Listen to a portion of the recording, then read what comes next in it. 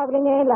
ಗುರುಗಳು ಪಾಠ ಮಾಡ್ತಾ ಇದ್ದು ಇವನು ಹೋಗೋದು, ಕೂತ್ಕೊಂಡು ಎಲ್ಲಾರು ಬಟ್ಟೆ ಗಿಟ್ಟೆ ಎಲ್ಲ ಒಗೆಯೋದು ಮಾಡೋದು, ಇಷ್ಟೇ ದಿಗ್ಗಸ ಏನೇ ಮಾಡ್ಕೊಂಡಿದ್ಬಿಟ್ಟಂತೆ.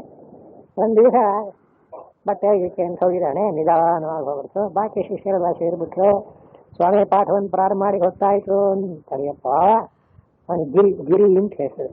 ಆ ಗಿರಿಯನ್ನು ಬರ್ಲಿಕ್ಕ ಅಂದ್ರಂತೆ ಸೇರಿದ್ದಾರಲ್ಲ ಶಿಷ್ಯರು. ಸ್ವಾಮಿ ಅವನಿಗೆ ಇಲ್ಲಿದ್ರು ಒಂದೇ, ಹೊಳೆಯಲ್ಲಿದ್ರು ಒಂದೇ, ಏನ್ ತಿಳಿಯುತ್ತೆ ಅವನಿಗೆ. ಹೆಸರೇ ಏನು? ಗಿರಿ ಅಂದ್ರೆ ದಡ್ಡ ಎಲ್ಲ ಆಡ್ಕೊಂಡ್ಬಿಟ್ರು.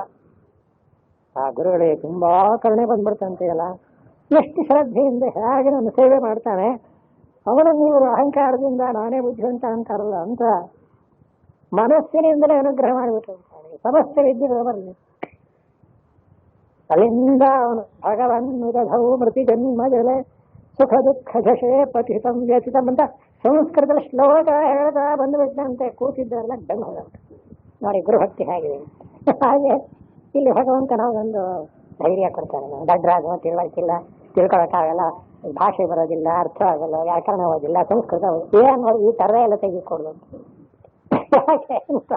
ಶ್ರದ್ಧಾವಾನ್ ಲಭತೆ ಜ್ಞಾನಂ ಅಂತ ನಿಮಗೆ ತಿಳ್ಕೋಬೇಕು. ಶ್ರದ್ಧೆ ಇದ್ದರೆ ಪರಮಾತ್ಮ ಅವನೇ ಎಲ್ಲ ಅನುಗ್ರಹ ಮಾಡ್ತಾನೆ. ಇಷ್ಟಕ್ಕಿಂತ ಏನು ಹಿತವಚನ ಹೇಳಕ್ ಸಾಧ್ಯ? ಶ್ರದ್ಧಾವಾನ್ ಶ್ರದ್ಧಾಳು ಲಭತೆ ಜ್ಞಾನಂ ಬರುವುದಿಲ್ಲ. ಜ್ಞಾನ ಯಾರಿಗುಂಟಾಗುತ್ತೆ ಅಂದ್ರೆ ಭಗವದ್ಗೀತೆ ಏನಂತ ಶ್ರದ್ಧಾಳು ಉಂಟಾಗುತ್ತೆ ಅಂತ ಹೊರತು ಕಾಲೇಜುಗಳು ಹಿಂದಿರೋರಿಗೆ ಆಗಿರೋರಿಗೆ ಓದುವಂಗೆ ಪ್ರಶ್ನೆ ಇಲ್ಲವೇ ಇಲ್ಲ. ಇಲ್ಲಿ ಎರಡು ಸಾಧನ ಹೇಳ್ತಾರೆ. ತತ್ಪರಃ ಇವೆರಡಿರ್ಬೇಕು. ಶ್ರದ್ಧಾ, ತತ್ಪರತೆ, ಇಂದ್ರಿಯ ನಿಗ್ರಹ ಮೂರಿದ್ರೆ ಖಂಡಿತ ಇರುತ್ತೆ. ಶ್ರದ್ಧಾಳು ಪ್ರಸ್ಥಾನ, ಶ್ರದ್ಧೆ ಇರಬಹುದು, ಬುದ್ಧಿ ಚೊರಕಿಲ್ಲದ್ರಾಗಲ್ಲ ಅಂದ್ರೆ ಅದಕ್ಕೇನು ಮಾಡ್ಬೇಕಂತೆ ತತ್ಪರಃ ಅಂದ್ರು.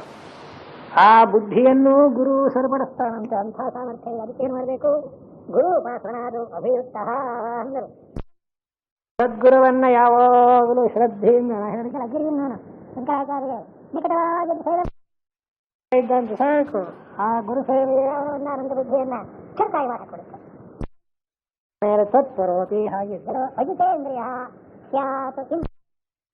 ಇಲ್ಲದೆ ಹೋದ್ರೂ ಆಗೋಲ್ಲ. ಅದಕ್ಕೋಸ್ಕರ ಶ್ರದ್ಧಾ ತಾತ್ಪರ್ಯ. ಅದರ ಜೊತೆಗೆ ಸಂಯತೇಂದ್ರಿಯ, ಇಂದ್ರಿಯಗಳ ಒಂದಾನೊಂದು ಹತೋಟಿ ಇರಬೇಕು. ಸಂಯತಾನೇಂದ್ರ ವಿಷಯೇಭ್ಯೋ ನಿವರ್ತಿತಾನೇಂದ್ರ, ವಿಷಯಗಳ ಕಡೆಯಿಂದ ಇಂದ್ರಿಯಗಳನ್ನ ಹಿಂದೆ ಕೇಳ್ಕೊಂಡಿರಬೇಕು.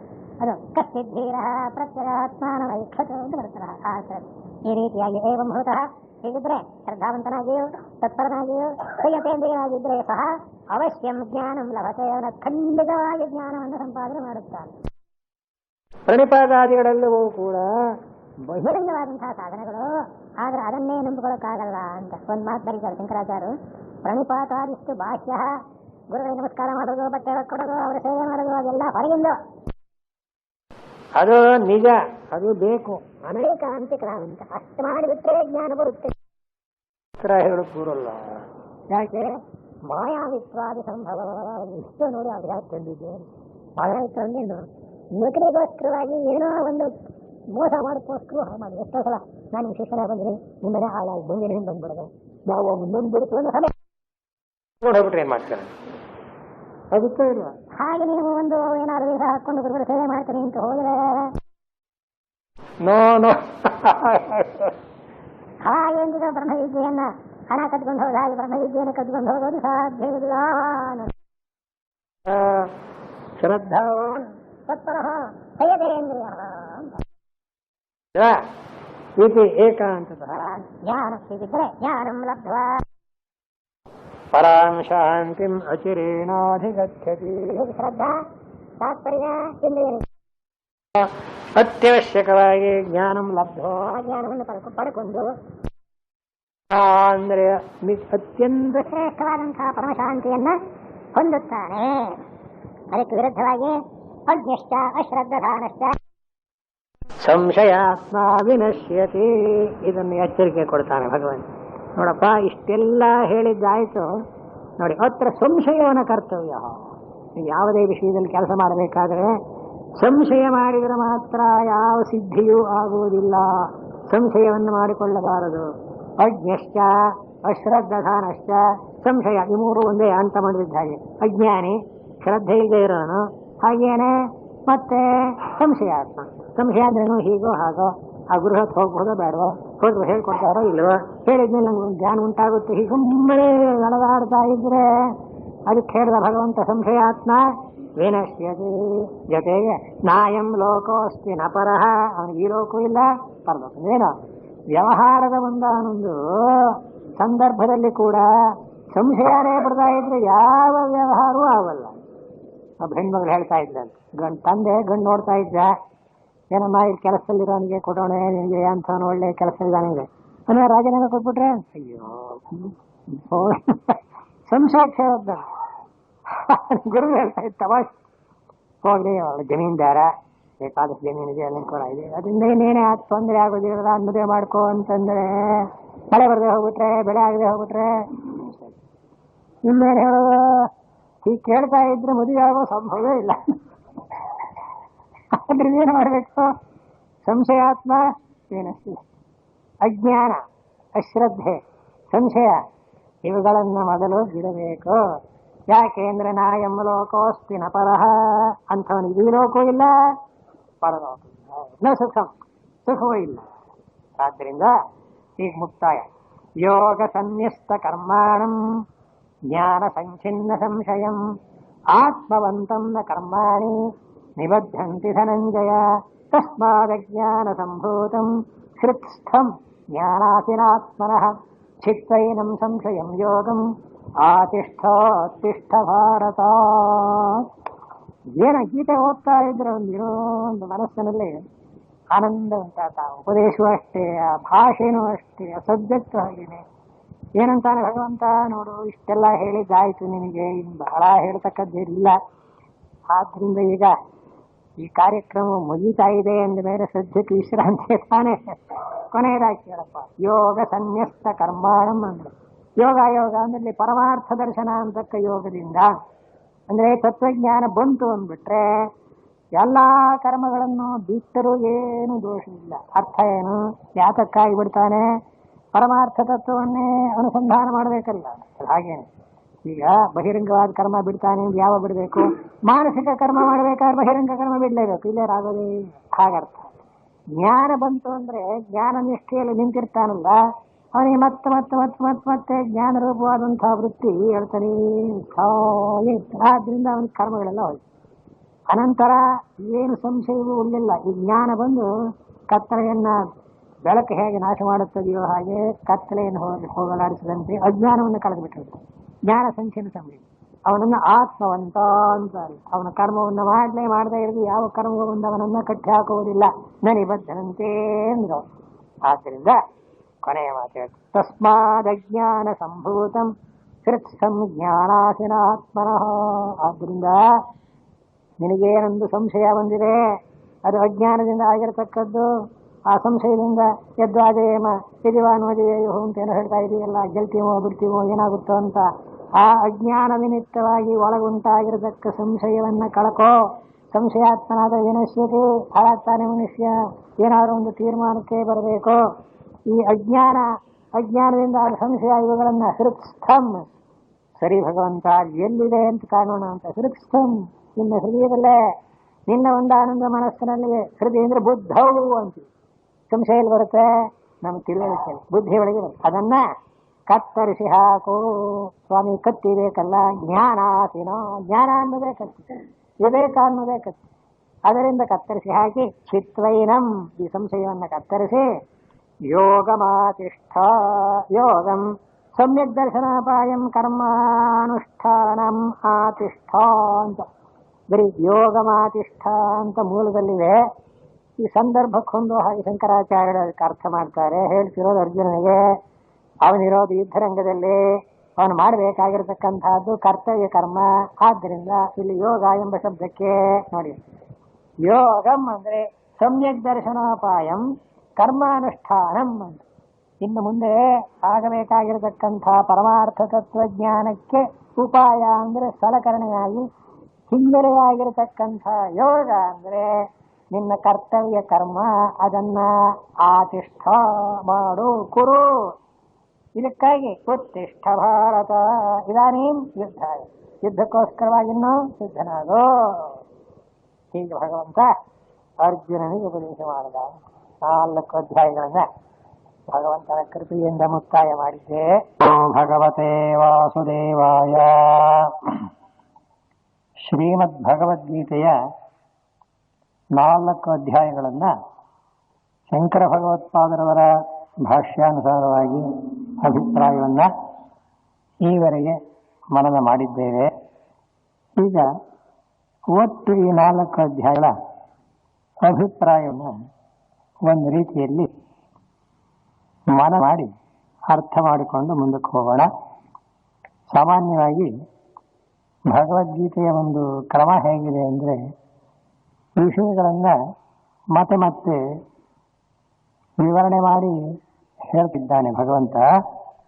ಅದನ್ನು ಯಾರೂ ಕೂಡ ಪುನರುಕ್ತಿ ಅಂತ ತಿಳ್ಕೋಬಾರದು. ಪುನರುಕ್ತಿ ಅಂದರೆ ಮತ್ತೆ ಹೇಳೋದು ಒಂದು ದೋಷ ಸಾಹಿತ್ಯದಲ್ಲಿ ಅಂತ ಸಾಹಿತ್ಯಕಾರರ ಅಭಿಪ್ರಾಯ ಇದೆ. ಅದರ ವೇದಾಂತದಲ್ಲಿ ಪುನರುಕ್ತಿ ದೋಷ ಇಲ್ಲ. ಅದಕ್ಕೆ ಒಂದು ಮಾತು ಹೇಳ್ತಾರೆ ಶಂಕರಾಚಾರ್ಯರು, ದುರ್ಬೋಧತ್ವಾತ್ ಆತ್ಮವಸ್ತನಃ ಅಂತ. ಆತ್ಮಸ್ವರೂಪವನ್ನು ಬೋಧನೆ ಮಾಡುವುದು ಕಷ್ಟ, ತಿಳ್ಕೋದು ಇನ್ನೂ ಕಠಿಣ. ಹೀಗಿರೋದ್ರಿಂದ ಭಗವಂತ ಯಾವುದಾದ್ರೂ ಒಂದು ಸಂದರ್ಭವನ್ನು ನೆಪ ಮಾಡಿಕೊಂಡು ತದೇವ ವಸ್ತು ನಿರೂಪಯತಿ ಭಗವಾನ್ ವಾಸುದೇವ ಅಂತ ಭಗವತ್ಪಾದರು ಹೇಳ್ತಾರೆ. ಆತ್ಮವಸ್ತುವನ್ನು ಅರಿತುಕೊಳ್ಳೋದು ಬಹಳಷ್ಟವಾಗಿರೋದ್ರಿಂದ ಕೇಳತಕ್ಕಂಥ ಯಾವ ಶ್ರೋತಿಗೆ ಆ ವಿಷಯ ಸರಿಯಾದ ರೀತಿಯಲ್ಲಿ ತಿಳಿಯನ್ನು ಉದ್ದೇಶವಾಗಿಯೇ ಬೇರೆ ಬೇರೆ ಸಂದರ್ಭಗಳನ್ನು ಅಥವಾ ಸನ್ನಿವೇಶಗಳನ್ನು ಕಲ್ಪನೆ ಮಾಡಿಕೊಂಡು ಅದೇ ವಿಚಾರವನ್ನೇ ಇನ್ನೊಮ್ಮೆ ಹೇಳ್ತಾ ಆದ್ದರಿಂದ ಇದಕ್ಕೆ ಭಗವಂತನ ಅಭಿಪ್ರಾಯ ಹೇಗಿರುತ್ತೆ ಹೃದಯದಲ್ಲಿ ಅಂದರೆ, ಕಥನ್ಯ ನಾಮ ಅಂತ ಒಂದು ಮಾತು ಇತ್ತು. ಅಂದರೆ ಕೇಳಿದಂಥ ಅವನು ಹೇಗಾದರೂ ಕೂಡ ಈ ಪರಮಾರ್ಥ ತತ್ವವನ್ನು ಅರಿತುಕೊಂಡು ಕೃತಾರ್ಥನಾಗಲಿ ಶ್ರೇಯವಂತನಾಗಲಿ ಎಂಬಕ್ಕ ಒಂದು ಉದಾರವಾದಂಥ ಹೃದಯ. ಆದ್ದರಿಂದಲೇ ಭಗವಂತ ವಿಷಯವನ್ನು ಇನ್ನೊಮ್ಮೆ ಒತ್ತಿ ಹೇಳಿದರು. ಅದು ಕೇಳತಕ್ಕಂಥ ಶ್ರೋತೃ ಹೃದಯದಲ್ಲಿ ಚೆನ್ನಾಗಿ ಪರಿಣಾಮ ಬೇಕು, ಸರಿಯಾಗಿ ಗೊತ್ತಾಗಬೇಕು ಅನ್ನೋ ದೃಷ್ಟಿಯಿಂದ ಈ ರೀತಿಯಾಗಿ ಭಗವದ್ಗೀತೆಯಲ್ಲಿ ಕೆಲವು ಪುನರುಕ್ತಿಗಳು ಕೂಡ ಇವೆ. ಈ ವಿಷಯ ಯಾಕೆ ಪ್ರಸ್ತಾಪ ಮಾಡ್ತಾ ಇದ್ದೇನೆ ಅಂದರೆ, ಈವರೆಗೆ ತಾವು ಈ 4 ಅಧ್ಯಾಯಗಳ ಅಭಿಪ್ರಾಯವನ್ನ ಮನನ ಮಾಡಿದ್ದೀರಿ. ಆದ್ದರಿಂದ 4 ಅಧ್ಯಾಯಗಳ ಒಟ್ಟು ಅಭಿಪ್ರಾಯವನ್ನು ಇನ್ನೊಮ್ಮೆ ನಿಮ್ಮ ಮನಗೆ ತರುವಂತೆ ಕೆಲವೇ ಮಾತುಗಳನ್ನು ಹೇಳೋಣ ಅನ್ನೋ ಉದ್ದೇಶದಿಂದ ಈಗ ಮತ್ತೆ ಪ್ರಸ್ತಾಪ ಮಾಡ್ತಾ ಇದ್ದೇನೆ.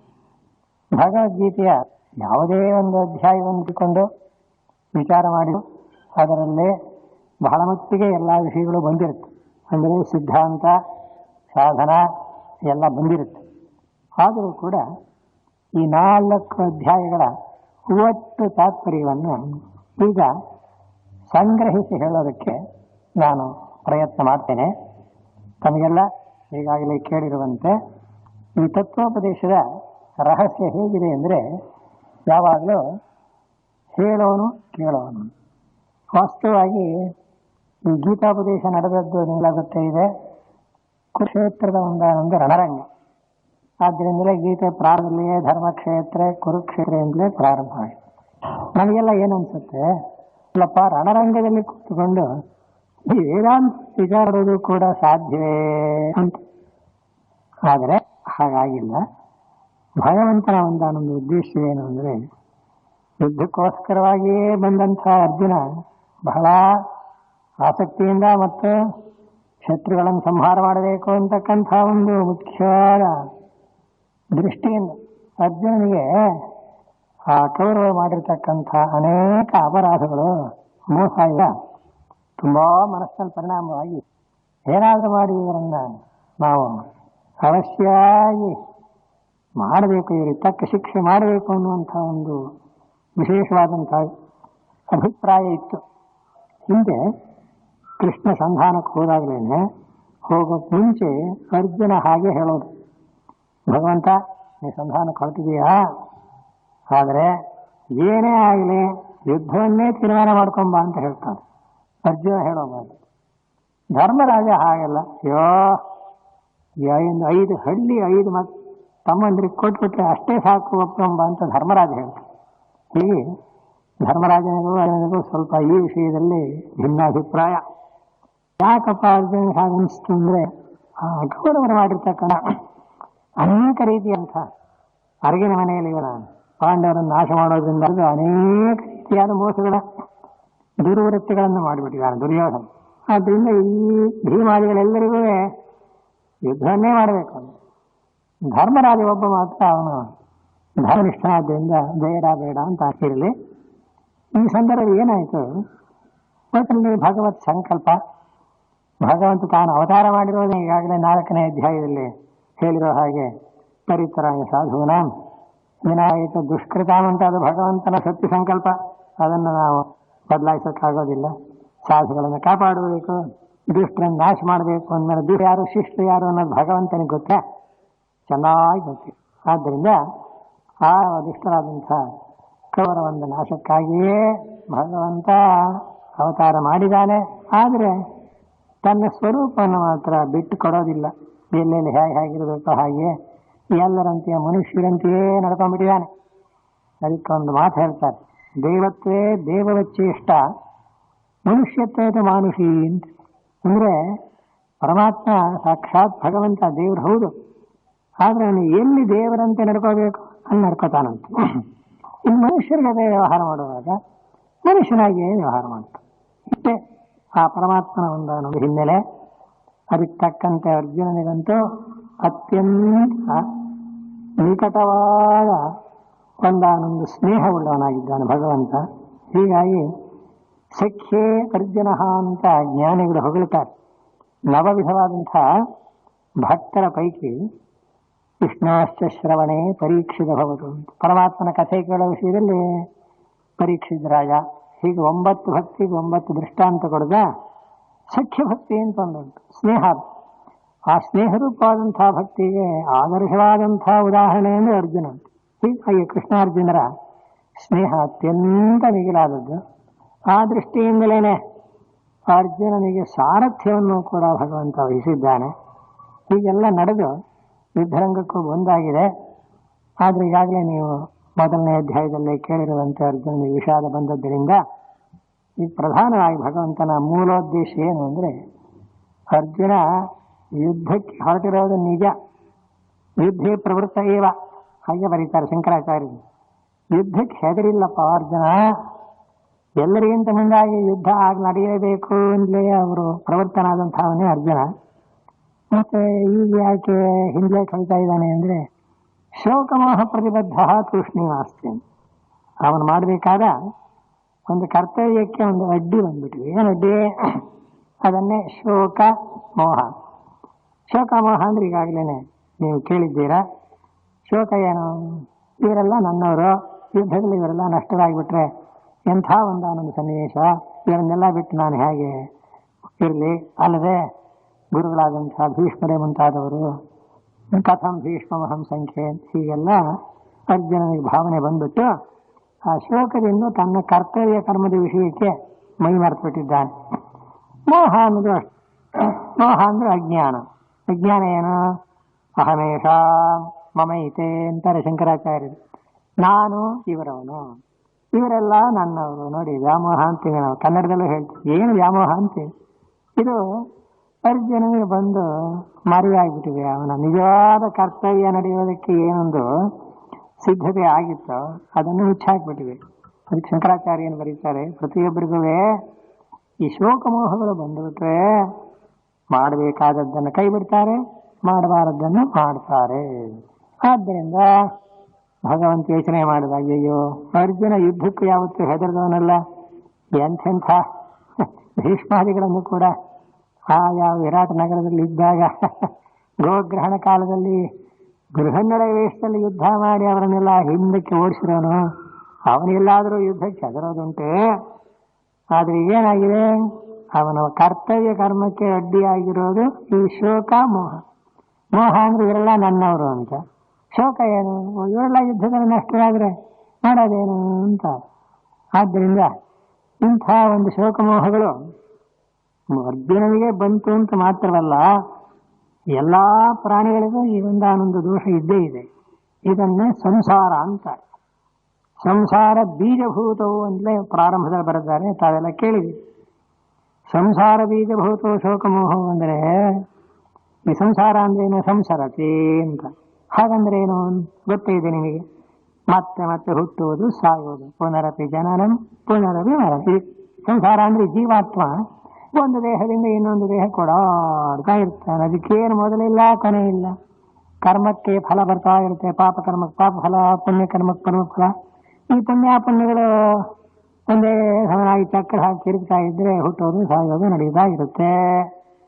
ಆದರೆ ಸಾಮ್ಯೇತ ಧರ್ಮಾಧರ್ಮಯೋ ಮನುಷ್ಯತ್ವ ಪ್ರಾಪ್ತಿ ಅಂತ ಭಗವತ್ಪಾದರು ಬರೀತಾರೆ. ಈ ಧರ್ಮಾಧರ್ಮಗಳು ಎರಡೂ 50-50% ಅಂತ, 50-50% ಬ್ಯಾಲೆನ್ಸ್ ನಿಂತ್ಕೊಂಡು ಮನುಷ್ಯ ಜನ್ಮ ಬರುತ್ತೆ. ಕಷ್ಟ ಬರುತ್ತೆ. ಆದ್ದರಿಂದ ಮಾನವ ಜನ್ಮ ಶ್ರೇಷ್ಠ ಅಂತ ಎಲ್ಲರೂ ಹೊಗಳ್ತಾರೆ. ಇರಲಿ, ಈ ಅರ್ಜುನನ ಸ್ಥಿತಿಯೊಳಗೆ ಏನಾಗಿದೆ? ಇಂಥ ಒಂದು ಶೋಕಮೋಹ ಬಂದ್ಬಿಟ್ಟು ಈ ಮನುಷ್ಯ ಕರ್ತವ್ಯ ಕರ್ಮವನ್ನು ಬಿಟ್ಬಿಟ್ನಲ್ಲ ಅಂತ ಭಗವಂತನಿಗೆ ಮನಸ್ಸಿಗೆ ಬಂದ್ಬಿಟ್ಟಿದೆ. ಆದ್ದರಿಂದ ಹೀಗಾಗಬಾರ್ದು. ಎಲ್ಲಾದ್ರೂ ಉಂಟೆ? ಅದಕ್ಕೆ ಅರ್ಜುನಂಗೆ ಹೇಳಿದ ಭಗವಂತ, ಸ್ವಧರ್ಮೇ ನಿಧನಂ ಶ್ರೇಯ ಪರಧರ್ಮೋ ಭಯಾವಹ. ಅರ್ಜುನ, ನೀನು ಯುದ್ಧ ಮಾಡುವುದೇನು ಸ್ವಧರ್ಮ, ಕ್ಷತ್ರಿಯ ಧರ್ಮ. ಅದರಲ್ಲಿ ನಿನಗೆ ದೇಹ ಹೋದರೂ ಚಿಂತಿಲ್ಲ, ಅದು ಶ್ರೇಯಸ್. ಭಿಕ್ಷಾ ಮಾಡ್ತೀನಿ, ಯಾರು ಬ್ರಾಹ್ಮಣಾದಿಗಳು ಮಾಡ್ತೀನಿ, ಭಿಕ್ಷಾ ನೀನು ಮಾಡೋಣ ಅಂದ್ರೆ ಅರ್ಥ ಏನೇನು? ಪರಧರ್ಮ ಭಯಾವಹ. ಹೀಗೆ ಭಗವಂತ ಅವನನ್ನ ಎಲ್ಲಗೆ ಅವನ ತಪ್ಪು ತಿಳುವಳಿಕೆಯನ್ನು ಸರಿಪಡಿಸೋಕ್ಕೋಸ್ಕರ ಉಪದೇಶ ಮಾಡ್ತಾ ಇದ್ದಾನೆ. ಹೀಗೆ ಮಾಡ್ತಾ ಮಾಡ್ತಾ ಮೊದಲು ಭಗವಂತ ಜ್ಞಾನೋಪದೇಶ ಮಾಡಿದ ಅಂತ ಚೆನ್ನಾಗಿ ಗೊತ್ತಾಗುತ್ತೆ. ಅಶೋಚ್ಯಾನನ ಶೋಚಿಸ್ತಮ ಅನ್ನೋದ್ರಿಂದ ತಾವೆಲ್ಲ ವಿವರವಾಗಿ ಕೇಳಿದ್ದೀರ. ಈ ಜ್ಞಾನೋಪದೇಶ ಮಾಡಿಬಿಟ್ನಲ್ಲ ಭಗವಂತ, ಯುದ್ಧರಂಗದಲ್ಲಿ ಜ್ಞಾನ ಹೇಳ್ತಾ ಕೂತ್ಕೊಂಡ್ರೆ ಏನು ಪ್ರಯೋಜನ ಅಂತೀವಿ. ಹಾಗಲ್ಲ ಅರ್ಥ. ಈಗಾಗಲೇ ನಾವು ಪೀಠಿಗೆಯಲ್ಲಿ ಕೇಳಿರುವಂತೆ ಶೋಕಮೋಹಗಳು ಅನ್ನೋದು ಹೋಗಬೇಕಾದರೆ ಯಥಾ ಪ್ರಕಾರ ಅದಕ್ಕೆ ಜ್ಞಾನವೇ ಒಂದಾನೊಂದು ಸರಿಯಾದ ಔಷಧಿ. ಯಾಕೆ ಕತ್ಲೆಯಾಗಿದ್ರೆ ಕತ್ಲೆ ಹೋಗಲಾಡಿಸೋದಕ್ಕೆ ಏನು ಮಾಡಬೇಕು ಅಂದರೆ, ಕತ್ತಿ ಬೀಸಬೇಕು ಅಂದರೆ ಹೋಗಲ್ಲ. ಕಸ ಗುಡಿಸ್ಬೇಕು, ಅಯ್ಯೋ ಪರಕೆ ತಗೊಂಡು ಗುಡಿಸಿದ್ರೆ ಕತ್ಲೆ ಹೋಗುತ್ತೇನಪ್ಪ. ಮತ್ತೇನು ಮಾಡಬೇಕು? ಒಂದು ಬೆಳಕು ತರಬೇಕು. ಬೆಳಕಿಗೂ ಕತ್ತಲೆಗೂ ಇರೋದು. ಆದ್ದರಿಂದ ಕಡ್ಡಾಯವಾಗಿ ಬೆಳಕನ್ನೇ ತರಬೇಕು ಎಂಬುದು ಹೇಗೋ ಹಾಗೆ ಶಂಕರ ಭಗವತ್ಪಾದರು ಬರೀತಾರೆ, ಅರ್ಜುನನಿಗೆ ಈ ಶೋಕಮೋಹಗಳನ್ನು ಕತ್ಲೆ ಬಂದಿದೆ, ಇದನ್ನು ಹೋಗಲಾಡಿಸ್ಬೇಕಾದ್ರೆ ಜ್ಞಾನವನ್ನೇ ಹೇಳಬೇಕು. ತತ್ವಜ್ಞಾನ ಬಿಟ್ಟು ಇನ್ನು ಬೇರೆ ಉಪಾಯವೇ ಇಲ್ಲ. ಆತ್ಮಜ್ಞಾನ ಅನ್ಯತ್ರ ಉದ್ಧರಣಂ ಅಪಶ್ಯನ್ ಅಂತಲೇ ಬರೀತಾರೆ. ಏನು ಮಾತುಗಳು ನೋಡಿ.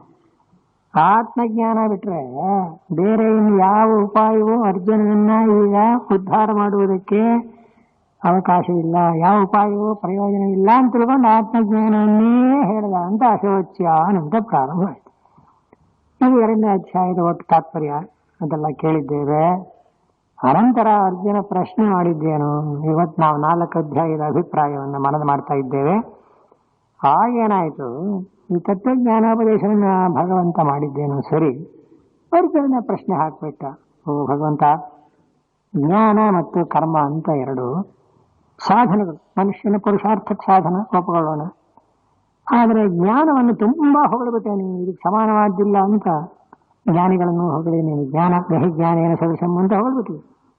ಇಷ್ಟೆಲ್ಲ ಆದಮೇಲೆ ನಾನು ಜ್ಞಾನವನ್ನೇ ಹಿಡಿಯೋಣ ಅಂತ ಮಾಡಿದ್ದೆ, ಅದು ಬಿಟ್ಬಿಟ್ಟು ಯುದ್ಧ ಸ್ವಭಾರತ ಯುದ್ಧ ಮಾಡು ಅಂತ ಯಾಕೆ ಹೇಳ್ತಾ ಇದೀಯ ನನಗೆ? ಅರ್ಜುನ ದೃಷ್ಟಿ ಏನು ಅಂದರೆ, ಜ್ಞಾನ ಅಂದರೆ ಸುಲಭ ತಿಳ್ಕೊಳ್ಳೋದು ಅಲ್ಲೇ. ಯಾರೊಬ್ರು ಹೇಳಿದ್ರಂತೆ, ನೋಡಿ ಸ್ವಾಮಿ ಹೀಗೊಂದು ವಿಶೇಷವಾದಂಥ ಉತ್ಸವ ಇಟ್ಕೊಂಡಿದ್ದೀವಿ, ಎಲ್ಲರೂ ಬಂದು ಓಡಾಡಬೇಕು, ನೀವು ಸಹಾಯ ಮಾಡಿ ಆಗಬಹುದು. ಯಾರು ಬೇಕಾದ್ರೂ ಅಡಿಗೆಗೆ ಮತ್ತೊಂದಕ್ಕೆ ಎಲ್ಲ ಸರಿ, ನಾನು ಹಸ್ತೋದಕ ಹಾಕ್ಬಿಡ್ತೀನಿ. ಹಸ್ತೋದಕ ಹಾಕೋದು ಯಾವ ಮಹಾ ದೊಡ್ಡ ವಿಷಯ? ಅದು ಕೆಲಸನೂ ಹೌದು ನಿಜ. ಹಸ್ತೋದಕ ಹಾಕ್ಬೇಕಾದ್ರೆ ಅಡಿಗೆ ಮಾಡಿ ಒಲೆ ಹಾಕಿ ಬೇಯಿಸಿ ಎಲ್ಲ ಆಗಬೇಕಲ್ಲ ಅಲ್ವೇ? ಹಸ್ತೋದಕ ಹಾಕೋದು ಏನು ಸುಲಭ ಅಲ್ವೇ? ಹಾಗೆ ಜನ ಏನು ಮಾಡ್ತಾರೆ, ಸುಲಭವಾದ ಯಾವುದು ಅನ್ನೋದನ್ನ ಆರಿಸ್ಕೊತಾರೆ. ಅರ್ಜುನ ಅರ್ಥ ಮಾಡ್ಕೊಂಡ ಜ್ಞಾನ ಸುಲಭ ಅಂತ. ಏಕೆ? ಏನು ಮಾಡ್ಬೇಕಾಗಿದೆ ಕೂತ್ಕೊಂಡು? ಎಷ್ಟೋ ಜನ ಅಂತಾರಲ್ಲ, ಓಹೋ ನೀವು ಹಾಗೆ ಜ್ಞಾನಿಗಳು ಅಂದು ಏನು ಸುಮ್ಮನೆ ಕೂತಿರೋದು, ಹೀಗೆಲ್ಲ ತಪ್ಪರ್ಥ ಇರು. ಅರ್ಜುನ ಹಾಗೆ ಅನ್ನಿಸ್ಬಿಡ್ತಾವೆ. ಈ ಕರ್ಮ ಅಂದರೆ ಎಷ್ಟು ಕಷ್ಟ ನೋಡಿ. ಅವನ್ನೆಲ್ಲ ಯುದ್ಧದಲ್ಲಿ ಹೊಡಿಬೇಕು ಮಾಡಬೇಕು ಅಂದರೆ ಅದು ಬಹಳ ಜವಾಬ್ದಾರಿ ಕೆಲಸ. ಅದಕ್ಕೋಸ್ಕರ ಹೇಗಿದ್ರು ಭಗವಂತ ಜ್ಞಾನನೇ ಹೊಗಳಿದಾನಿಲ್ಲ. ಹಾಗೆ ನಮ್ಮನ್ನು ಯಾಕಯ್ಯ ನೀನು ಕರ್ಮ ಮಾಡುವಂತೆ, ಸತ್ಯಂ ಕರ್ಮಣಿ ಹೊರೆ ಮಾನ್ಯ ದೇಶೇ, ಅಂತ ಕೇಳ. ಆಗ ಭಗವಂತ ಯೋಚನೆ ಮಾಡಿದ್ರು, ಓಹೋ, ನಾನು ಹೇಳಿದ ಉಪದೇಶ ಇವನಿಗೆ ಏನು ತಪ್ಪಾಗಿ ಅರ್ಥ ಆಗಿದೆ. ನಿಜ, ಜ್ಞಾನ ದೊಡ್ಡದು ಅನ್ನೋ ಬಗ್ಗೆ ಎರಡಿಲ್ಲ, ಆದ್ರೆ ಅದು ಯಾರಿಗೆ ಎಟುಕತ್ತೆ ಎಟುಕಲ್ಲ ಅನ್ನೋದನ್ನ ನೋಡ್ಕೋಬೇಕು ಅಲ್ವೇ. ಆ ಪುಸ್ತಕದ ಅಂಗಡಿಗೆ ಹೋಗಿ, ಸ್ವಾಮಿ ಡಬ್ ಪುಸ್ತಕ ಕೊಟ್ಬಿಡಿ ಅಂದ್ರೆ, ಡಬ್ ಪುಸ್ತಕ ಆಗಿರ್ಬೋದು, ತಗೊಂಡು ಏನು ಮಾಡೋದು, ಇವನಿಗೆ ಏನದು ಬೇಷ ಬೇಡವೆ ಅನ್ನೋದು ಅರ್ಥ ಆಗಬೇಕೋ ಬೇಡ. ಪುಸ್ತಕ ದೊಡ್ಡದಾಗಿ ಇಟ್ಬಿಟ್ರೆ ಅದೇ ಒಂದು ಭೂಷಣವೇ, ಪುಸ್ತಕ ಹಸ್ತಭೂಷಣ ಮಾಡಿ ಅಂತ ಹೇಳಿ. ಹಾಗಲ್ಲ. ಆಗ ಭಗವಂತ ಹೇಳ್ದ, ಅಪ್ಪ, ಜ್ಞಾನ ದೊಡ್ಡದು ಅನ್ನೋ ಮಾತಿಗೆ ಎರಡಿಲ್ಲ, ಹಾಗೇ ಇದೆ ಸಿದ್ಧಾಂತ. ಆದರೆ ನನ್ನ ಅಪ್ರೋಚ್ ಮಾಡ್ಬೇಕಲ್ಲ, ಮುಟ್ಟಬೇಕಲ್ಲ. ಅದನ್ನು ಹೋಗಿ ಮುಟ್ಟಬೇಕಾದ್ರೆ ಕರ್ಮ ಮಾರ್ಗದಿಂದಲೇ ಹೋಗಬೇಕು, ಇಲ್ಲದೇ ಇದ್ರೆ ಜನಸಾಮಾನ್ಯರಿಗೆ ಅದನ್ನು ಹಾಗೆಲ್ಲ ಮುಟ್ಟಕ್ಕಾಗಲ್ಲ. ಆದ್ದರಿಂದ ಕೇಳು, ನ ಕರ್ಮಣ ಮನಾರಂಭ ನೈಷ್ಕರ್ಮ್ಯಂ ಪುರುಷೋಸ್ಮತೆ ಅಂತ ನೋಡಿ. ಆ ಭಗವಂತನ ಕರುಣೆ ಎಷ್ಟು ದೊಡ್ಡದು ಅಂತ, ಹೇಗೆ ಬಿಡಿಸಿ ಬಿಡಿಸಿ ಬಿಡಿಸಿ ಪ್ರತಿಯೊಂದು ವಿಷಯಕ್ಕೂ ಸಂಶಯಕ್ಕೆಲ್ಲ ಪರಿಹಾರ ಮಾಡ್ತಾರೆ. ನೀನೇನೋ ಹೇಳಿಬಿಟ್ಟೆ ಜ್ಞಾನ ದೊಡ್ಡದು ಅಂತ ಹೊಗಳ್ಬಿಟ್ಟಿದ್ದಾನೆ ಕೃಷ್ಣ ಅಂತ. ನಿಜ, ಆ ವಿಷಯದಲ್ಲಿ ಯಾವ ಸಮಸ್ಯೆಯೂ ಇಲ್ಲ. ಆದ್ರೆ ಆ ಜ್ಞಾನವನ್ನು ಮುಟ್ಟಬೇಕಾದ್ರೆ ಹೇಗೆ ಸಾಧ್ಯ? ಅಷ್ಟು ಸುಲಭವೇ ಎಲ್ರಿಗೂ ಆಗೋದಿಲ್ಲ. ಆದ್ದರಿಂದ ಏನ್ ಮಾಡಬೇಕು? ಆ ತತ್ವಜ್ಞಾನವೆಂಬತಕ್ಕಂಥ ಮಜಲನ್ನು ಮುಟ್ಟಿ ಪರಮಪುರುಷಾರ್ಥದಲ್ಲಿ ನೆಲೆಗೊಂಡು ಮೋಕ್ಷವನ್ನು ಪಡೆಯಬೇಕಾದರೆ ಅದಕ್ಕೆ ಕರ್ಮ ಮಾರ್ಗದಿಂದಲೇ ಹೋಗಬೇಕು. ನ ಕರ್ಮಣಾಮನಾರಂಭ ನೈಷ್ಕರ್ಮ್ಯಂ ಪುರುಷೋಸ್ಮತೆ ಅಂತ ಹೇಳಿಬಿಟ್ಟ ಭಗವಂತ. ಕರ್ಮ ಮಾಡಿದರೇನೆ ನೀನು ಜ್ಞಾನವನ್ನು ಮುಟ್ಟೋದಕ್ಕೆ ಸಾಧ್ಯ ಇಲ್ಲ. ಯಾಕಿಲ್ಲ? ಅದೇ ಮಾರ್ಗ. ಸಾಮಾನ್ಯರಾದಂಥ 199 ಜನ ಕರ್ಮ ಮಾರ್ಗದಿಂದೇ ಹೋಗ್ತಾರೆ, ಅದೇ ಹೋಗ್ಬೇಕು. ಆದ್ದರಿಂದ ಕರ್ಮ ಏನು ಕಡಿಮೆ ಅಂತ ತಿಳ್ಕೋಬೇಡ. ನಾ ಹೇಳಿದ ಮಾತಿನಲ್ಲಿ ಕರ್ಮಕ್ಕಿಂತ ಜ್ಞಾನ ದೊಡ್ಡದು ಎನ್ನುವ ಮಾತಿನ ಅರ್ಥ ಏನು ಅಂದರೆ, ಜ್ಞಾನ ಪರಿಪೂರ್ಣವಾದದ್ದು. ಆ ಪರಿಪೂರ್ಣವಾದ ಜ್ಞಾನವನ್ನು ಮುಟ್ಟಬೇಕಾದರೆ ಕರ್ಮ ಮಾರ್ಗದಿಂದಲೇ ಹೋಗಬೇಕು ಅನ್ನೋದು ನಾನು ಹೇಳಿದ್ದರ ಅಭಿಪ್ರಾಯ. ಈಗ ಒಬ್ಬ ಮಗು ಬಂದ್ಬಿಟ್ಟು ನಾನು ಒಂದೇ ಸರ್ತಿ BA ಪರೀಕ್ಷೆ ಕಟ್ಟಿಬಿಡ್ತೇನೆ ಅಂದ್ರೆ ಅಕ್ಷರನೇ ಬರೆಯಕ್ಕೆ ಬರದಿದ್ರೆ BA ಪರೀಕ್ಷೆ ಅಂತ ಕಟ್ಟೋದು, ಓದಕ್ಕೆ ಬರಬೇಡ್ರೆ. ಅಯ್ಯೋ ನಾನಿಲ್ಲ ಈ ಅಕ್ಷರ ಬರೀತಾ ಕೂತ್ಕೊಳ್ಳಿ ಅಂದ್ರೆ ಏನು ಓದಕ್ಕಾಗತ್ತ? ಆದ್ರಿಂದ ಯಾರ್ಯಾರು ವಿಚಾರಿಸ್ಕೊಂಬಾರ, 2 ಜನ BA ಪರೀಕ್ಷೆ ಯಾರ್ಯಾರು ಮಾಡಿದಾರೋ ಅವರೆಲ್ಲ ABCD ಬರೆದು ಮಾಡಿದಾರೋ ಮುಂಚೆನೆ ಮಾಡಿದಾರೆ, ಸುಮ್ಮನೆ ಬಂದ್ಬಿಡುತ್ತೆ. ಹಾಗೆ ಇಲ್ಲಿಯೂ ಕೂಡ ಕರ್ಮವನ್ನ ಮಾಡದೆ ತತ್ವಜ್ಞಾನದ ಮಜಲನ್ನ ಮುಟ್ಟುವುದಕ್ಕೆ ಸಾಧ್ಯ ಇಲ್ಲ. ಅದು ದೊಡ್ಡದು ಅಂತ ನಾ ಹೇಳಿದ ಉದ್ದೇಶ ಗುರಿ ತೋರಿಸಿದ್ವಿ. ಆ ಗುರಿಯನ್ನು ಮುಟ್ಟಬೇಕಾದ್ರೆ ನಿನ್ನ ಅಧಿಕಾರ ನೋಡ್ಕೋ, ನಿನ್ನ ಅರ್ಹತೆ ನೋಡ್ಕೋ, ನಿನ್ನ ಸ್ಥಿತಿ ನೋಡ್ಕೋ, ಅದರಂದೇ ವಿಚಾರ ಮಾಡಿ. ಈಗ ಜೋಳಿ ಅಂಗಡಿಗೆ ಹೋದ್ರೆ ಸೀರೆ ಬೇಕು ಅಂತ ಅವನೇನು 10,000 ರೂಪಾಯಿಂದ 20,000 ರೂಪಾಯಿ ಸೀರೆ ಬೇಕಾದ್ರೆ ತೋರಿಸ್ಕೊಡ್ತಾನೆ. ಇಲ್ಲಪ್ಪ ನಾವು ತಗೊಳ್ಳಲ್ಲ ಅಂತೀವಂದು, ನೀವು ತಗೊಳ್ದೇ ಇದ್ರೆ ಪರವಾಗಿಲ್ಲ ನೋಡಿರಿ ಅಂತಾನೆ. ಯಾಕಂದ್ರೆ ವ್ಯಾಪಾರಕ್ಕೆ ಕೂತಿರೋನು. ಅಂದ್ರೆ ಪದಾರ್ಥದ ಒಂದೊಂದು ಯೋಗ್ಯತೆಯನ್ನ ಅರಿತುಕೊಂಡೇ ನಾವು ವ್ಯವಹಾರ ಮಾಡಬೇಕು. ಜೊತೆಗೆ ನಮಗೆ ಯಾವುದು ಹೊಂದುತ್ತೆ ಅಂತ. ಈಗ ಇವನು 1,000 ರೂಪಾಯಿ ಇಟ್ಕೊಂಡು 10,000 ರೂಪಾಯಿನ ಪದಾರ್ಥ ವ್ಯಾಪಾರ ಮಾಡೋಕ್ಕಾಗತ್ತ? ಹಾಗೆ ಈ ಜ್ಞಾನ ಇಲ್ಲದೆ ಇರತಕ್ಕಂಥ ಅಜ್ಞಾನಿಯಾದವನು, ಶೋಕಮೋಹಗಳಿಗೊಳಗಾದವನು ಒಂದೇ ಸರ್ತಿ ಮೋಕ್ಷಕ್ಕೆ ಹಾರಕ್ಕಾಗುತ್ತೆ?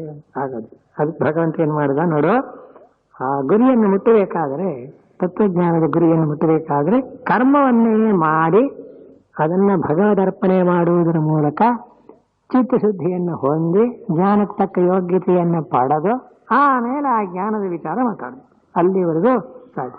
ಸನ್ಯಾಸಾಶ್ರಮ ಅಂತೆ ನೋಡಿ ಹೇಗೆ, ಅದಕ್ಕೇನು ಹಿಂದ್ಗಡೆ ಬ್ರಹ್ಮಚರ್ಯ, ಗಾರ್ಹಸ್ಥ್ಯ, ವಾನಪ್ರಸ್ಥ ಅಂತ 3 ಆಶ್ರಮಗಳನ್ನು ನೋಡಿದ್ರು. ಇದಕ್ಕಿದ್ದ ಹಾಗೇನೆ ಏನೋ ಒಂದು ಬೇಜಾರಾಯ್ತು, ಸನ್ಯಾಸ ತಗೊಂಡ್ಬಿಡ್ತೀನಿ ಅಂತ ಅದು ಹೇಗಾಗುತ್ತಪ್ಪ? ಅದರಂತೆ ಹಾಗೆ ನೀನು ಆತರ ಪಡಬಾರದು. ಕರ್ಮ ಅನುಷ್ಠಾನ ಮಾಡಬೇಕು.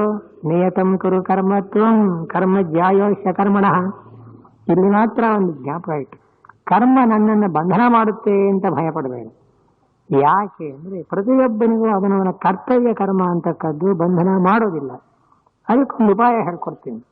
ಯಜ್ಞಾರ್ಥಾತ್ ಕರ್ಮಣೋನ್ಯತ್ರ ಲೋಕೋಯಂ ಕರ್ಮ ಬಂಧನ. ಇದೆಲ್ಲ ಭಗವತ್ಪಾದರು ಚೆನ್ನಾಗಿ ವ್ಯಾಖ್ಯಾನ ಮಾಡಿದ್ದಾರೆ, ತಾವು ಕೇಳಿದ್ದೀರಿ ಉಪನ್ಯಾಸದಲ್ಲಿ. ಯಜ್ಞ ಅಂದ್ರೆ ಏನು?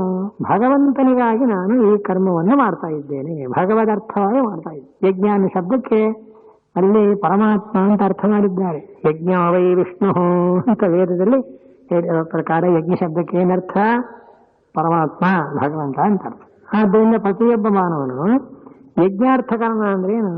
ಈ ಕರ್ಮವನ್ನು ಯಾವುದೇ ಲೌಕಿಕವಾದ್ದೇ ಆಗಲಿ ಶಾಸ್ತ್ರೀಯವಾದದ್ದೇ ಆಗಲಿ ಮಾಡಿದಾಗ ಕೊನೆಯಲ್ಲಿ ಏನ್ ಮಾಡಬೇಕು? ಇದನ್ನು ಭಗವಂತನಿಗೆ ಅರ್ಪಿಸಬೇಕು.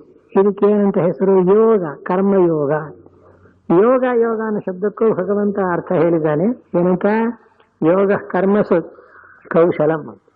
ಯೋಗ ಅಂದ್ರೆ ಮಾಡಬೇಕಾದ ಕರ್ಮದಲ್ಲಿರತಕ್ಕ ಜಾಣತನ ಅಂತ ಅರ್ಥ. ಇದಕ್ಕೆ ನಮ್ಮ ಗುರುಗಳು ಒಂದು ಉದಾಹರಣೆ ಹಾಲಿಸ್ಕೊಂಡು ಬಿಡಿಸ್ಬೇಕು. ಬರೀ ಕೈ ಬಿಡಿಸೋಕೆ ಹೋಗ್ಬಿಟ್ಟು ಕೈಗೆ ಪರಮಾತ್ಮ ಅಂತ ಅರ್ಥ ಮಾಡಿದ್ದಾರೆ. ಯಜ್ಞ ವೈ ವಿಷ್ಣು ಅಂತ ವೇದದಲ್ಲಿ ಹೇಳಿರೋ ಪ್ರಕಾರ ಯಜ್ಞ ಶಬ್ದಕ್ಕೆ ಏನರ್ಥ? ಪರಮಾತ್ಮ, ಭಗವಂತ ಅಂತ ಅರ್ಥ. ಆದ್ದರಿಂದ ಪ್ರತಿಯೊಬ್ಬ ಮಾನವನು ಯಜ್ಞಾರ್ಥ ಕರ್ಮ ಅಂದ್ರೆ ಏನು? ಈ ಕರ್ಮವನ್ನು ಯಾವುದೇ ಲೌಕಿಕವಾದ್ದೇ ಆಗಲಿ ಶಾಸ್ತ್ರೀಯವಾದದ್ದೇ ಆಗಲಿ ಮಾಡಿದಾಗ ಕೊನೆಯಲ್ಲಿ ಏನು ಮಾಡಬೇಕು? ಇದನ್ನು ಭಗವಂತನಿಗೆ ಅರ್ಪಿಸಬೇಕು. ಇದಕ್ಕೇನಂತ ಹೆಸರು? ಯೋಗ, ಕರ್ಮಯೋಗ. ಯೋಗ ಯೋಗ ಅನ್ನೋ ಶಬ್ದಕ್ಕೂ ಭಗವಂತ ಅರ್ಥ ಹೇಳಿದ್ದಾನೆ. ಏನಂತ? ಯೋಗ ಕರ್ಮಸು ಕೌಶಲಂ. ಯೋಗ ಅಂದ್ರೆ ಮಾಡಬೇಕಾದ ಕರ್ಮದಲ್ಲಿರತಕ್ಕ ಜಾಣತನ ಅಂತ ಅರ್ಥ. ಇದಕ್ಕೆ ನಮ್ಮ ಗುರುಗಳು ಒಂದು ಉದಾಹರಣೆ ಹಾಲಿಸ್ಕೊಂಡು ಬಿಡಿಸ್ಬೇಕು. ಬರೀ ಕೈ ಬಿಡಿಸೋಕೆ ಹೋಗ್ಬಿಟ್ಟು ಕೈಗೆಲ್ಲ ಅಂಟ್ಕೊಂಡ್ಬಿಡುತ್ತೆ. ಹಾಗಾದ್ರೆ ನಾವು ಬಿಡಿಸೋಕ್ಕಾಗಲ್ಲ ಅಂದ್ಬಿಟ್ಟು ಹಣ್ಣು ತಿಂದೇ ಇರೋಕ್ಕಾಗುತ್ತೆ? ಅದಕ್ಕೇನು ಮಾಡಬೇಕು? ಒಂದು ಸ್ವಲ್ಪ ಒಳ್ಳೆಣ್ಣೆ ಸವರ್ಕೊಂಬಿಡಿ, ಆಮೇಲೆ ಸುಲಭವಾಗಿ ಹಾಲಿಸ್ಕೊಂಡು ಬಿಡಿಸ್ಬೋದು.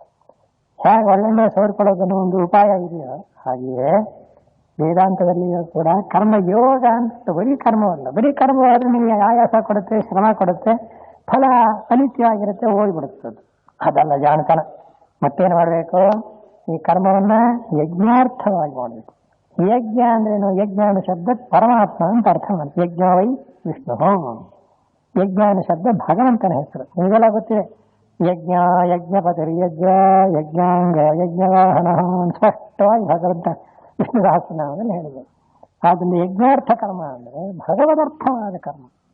ಭಗವಂತನಿಗೆ ಇದನ್ನು ಅರ್ಪಿಸ್ತೇನೆ ಅಂತ. ಇದನ್ನು ನಮ್ಮಲ್ಲಿ ಎಷ್ಟು ಸರಳ ಮಾಡಿದ್ದಾರೆ ಅಂದರೆ, ನೀವು ಲೌಕಿಕ ಕರ್ಮವನ್ನೇ ಮಾಡ್ತಾ ಇರಿ, ಪರವಾಗಿಲ್ಲ. ಕಾಯೇನ ವಾಚ ಮನಸ ಇಂದ್ರಿಯ ಇರುವ ಅಂತ ಈ ಶ್ಲೋಕ ಭಾಗವತಲ್ಲಿದೆ. ಅಲ್ಲಿ ಬರೆದ್ದಾರೆ, ನಾರಾಯಣಾಯೇತಿ ಸಮರ್ಪಯೇತ್ತತೆ ಅಂತ. ಶರೀರದಿಂದಲಾಗಲಿ, ಮಾತಿನಿಂದಲಾಗಲಿ, ಮನಸ್ಸಿನಿಂದಲಾಗಲಿ, ಬುದ್ಧ್ಯಾತ್ಮನ ಪ್ರಕೃತಿ ಸ್ವಭಾವ ತಿಳಿದಾರು ಮಾಡಿ, ಇಲ್ಲ ನಿಮ್ಮ ಒಂದು ಪ್ರಕೃತಿಗೆ ತಕ್ಕಂತೆ ಮಾಡಿದ್ರು ಅಂದ್ರೇನು? ಯೋಚನೆ ಮಾಡಿಲ್ಲ, ಮಾಡಿಬಿಟ್ಟೇನು ಪರವಾಗಿಲ್ಲ. ಒಟ್ಟೇನು ಮಾಡಬೇಕು? ಸಕಲಂ, ಎಲ್ಲವನ್ನೂ ನಾರಾಯಣಾಯ, ಭಗವಂತ ಇದು ನಿನಗೆ ಅರ್ಪಿತವಾಗಲಿ ಅಂತ ಸಮರ್ಪಣೆ ಮಾಡಬೇಕು. ಶಾಸ್ತ್ರ ಏನು ಹೇಳುತ್ತೆ ಅಂದರೆ, ನೀವು ಮಾಡೋ ಕರ್ಮ ಪ್ರಾರಂಭ ಮಾಡುವಾಗ ಒಂದ್ಸಲ ದೇವರನ್ನ ಜ್ಞಾಪಕ ಮಾಡ್ಕೊಳ್ಳಿ, ಆ ಮಧ್ಯದಲ್ಲಿ ಜ್ಞಾಪಕ ಮಾಡ್ಕೊಳ್ಳಿ, ಕೊನೆಯಲ್ಲಿ ಅರ್ಪಿಸಿರಿ ಅಂದರೆ. ಕೊನೆಗೆ ಭಗವಂತ ಏನು ಹೇಳಿದಪ್ಪ, ಕರ್ಮ ಆರಂಭ ಮಾಡುವಾಗ ಗಡಿಬಿಡಿಗಿರ್ತೇವೆ, ಜ್ಞಾಪಕ ಆಗುತ್ತೋ ಇಲ್ಲೋ ಬೇಡ, ಮುಗಿದ ಮೇಲೆ ಫ್ರೀ ಆಗಿರ್ತಿರಲ್ಲ, ಕೊನೆಯಲ್ಲಿ ಸಮರ್ಪಣೆ ಸಾಕು. ಕೊನೆಯಲ್ಲಿ ಸಮರ್ಪಣೆ ಮಾಡಿದ್ರು ನಾನು ಒಪ್ಪುತ್ತೇನೆ ಅಂತಾನೆ. ಹೀಗೆಲ್ಲ ಇರೋದ್ರಿಂದ ಭಗವದರ್ಥವಾದ ಕರ್ಮಕ್ಕೆ ಯಜ್ಞ ಅಂತ ಹೆಸರು. ಅದು ಬಂಧನ, ಬಂಧಕವನ್ನು ಉಂಟು ಮಾಡೋದಿಲ್ಲ. ಯಾಕೆ? ನಾವು ಫಲ ಬಯಸಿರೋದಿಲ್ಲ. ಮತ್ತು ಫಲ ಬಯಸ್ತಾ ಇದ್ರೆ ಯಾವ ತಾನೇ ಕರ್ಮ ಮಾಡ್ತಾರೆ ಅಂತ ನೀವು ಕೇಳಬಹುದು. ಹಾಗಲ್ಲ ಅರ್ಥ. ಬರೀತಾರೆ ಶಂಕರಾಚಾರ್ಯರು,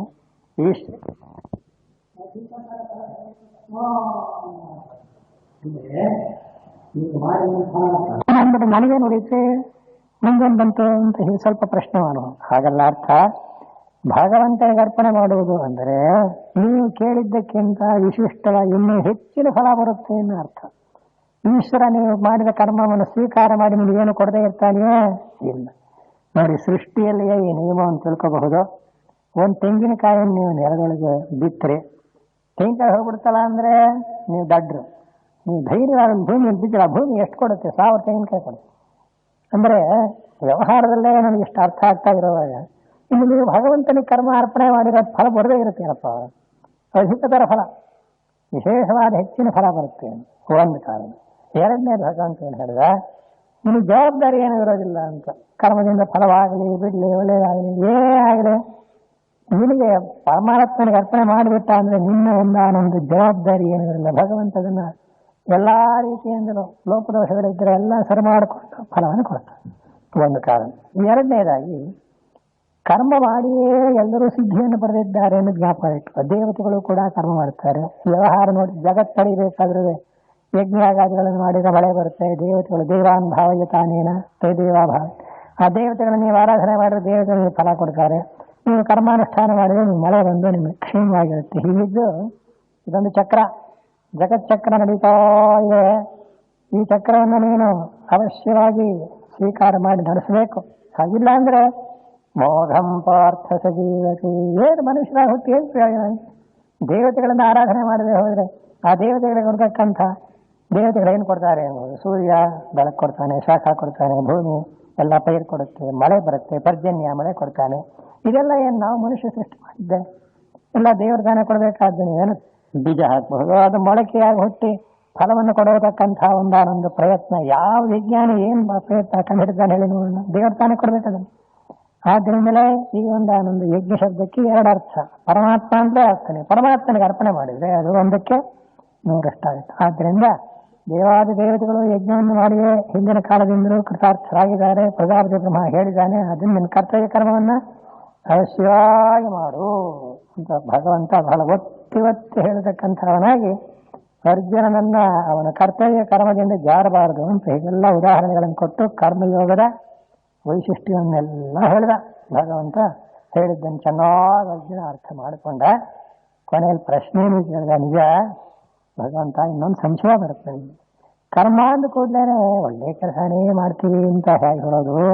ಎಷ್ಟೋ ಸಲ ಮಾಡಬೇಕಾದ್ದು ಮಾಡಬಾರದು ಎಲ್ಲ ಬಂದ್ಬಿಡುತ್ತಲ್ಲ. ಈಗ ಒಂದೇ ಒಂದು ಪ್ರಶ್ನೆ, ಭಗವಂತ ಈ ಮನುಷ್ಯ ಕರ್ಮ ಮಾಡ್ತಾನೆ, ಮಾಡ್ಲಿ, ಅಧಿಕಾರ ಇದೆ, ಶಕ್ತಿ ಇದೆ, ಎಲ್ಲ ಸರಿ, ಪಾಪ ಯಾಕೆ ಮಾಡ್ತಾನೆ? ಸರಿ, ಪ್ರಶ್ನೆ ಕೇಳಿದ್ ಒಳ್ಳೇದಾಯ್ತು. ಉತ್ತರ ಹೇಳ್ತೀನಿ ಕೇಳು. ಮನುಷ್ಯ ಪಾಪ ಮಾಡ್ತಾನೆ ಅಂದ್ರೆ ಅವನ ಕರ್ತವ್ಯದ ಒಂದಾನೊಂದು ಭಾರ ಇದೆಯಲ್ಲ, ಅದೆಲ್ಲ ಕಾರಣ. ಮತ್ತೇನು ಗೊತ್ತಾ? ಕಾಮ ಏಷಃ, ಕ್ರೋಧ ಏಷಃ, ರಜೋಗುಣ ಸಮುದ್ಭವ. ಮನುಷ್ಯನಲ್ಲಿ ಸತ್ವ, ರಜಸ್ಸು, ತಮಸ್ಸು ಅಂತ ತ್ರಿಗುಣಗಳು, 3 ಗುಣಗಳಿಲ್ಲದೆ ಇದ್ರೆ ಯಾವ ಪ್ರಕೃತಿಯು ಸೃಷ್ಟಿಯೂ ಆಗೋ ಹಾಗಿಲ್ಲ.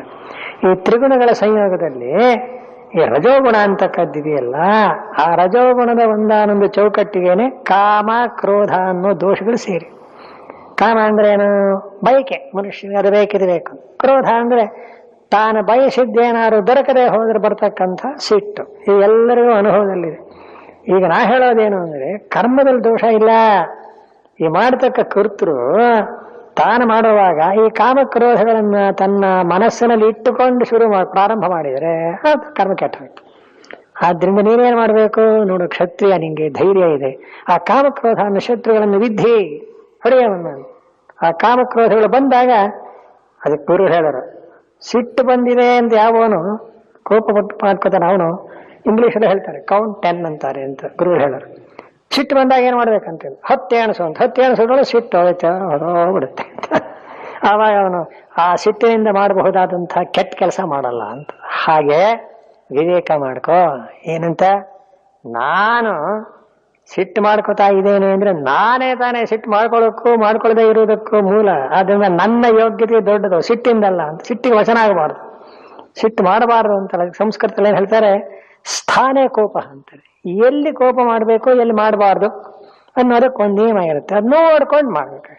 ಆದ್ರೆ ಆ ಕೋಪದಿಂದ ಯಾವ ಕೆಲಸವನ್ನು ಮಾಡಬಾರ್ದು. ಇದಕ್ಕೋಸ್ಕರ ನೀನೆಂಥ ಕ್ಷತ್ರಿಯ, ವಿದ್ಯೇನ ಮಿಹ ವೈರಿಣಂ ಅಂದ.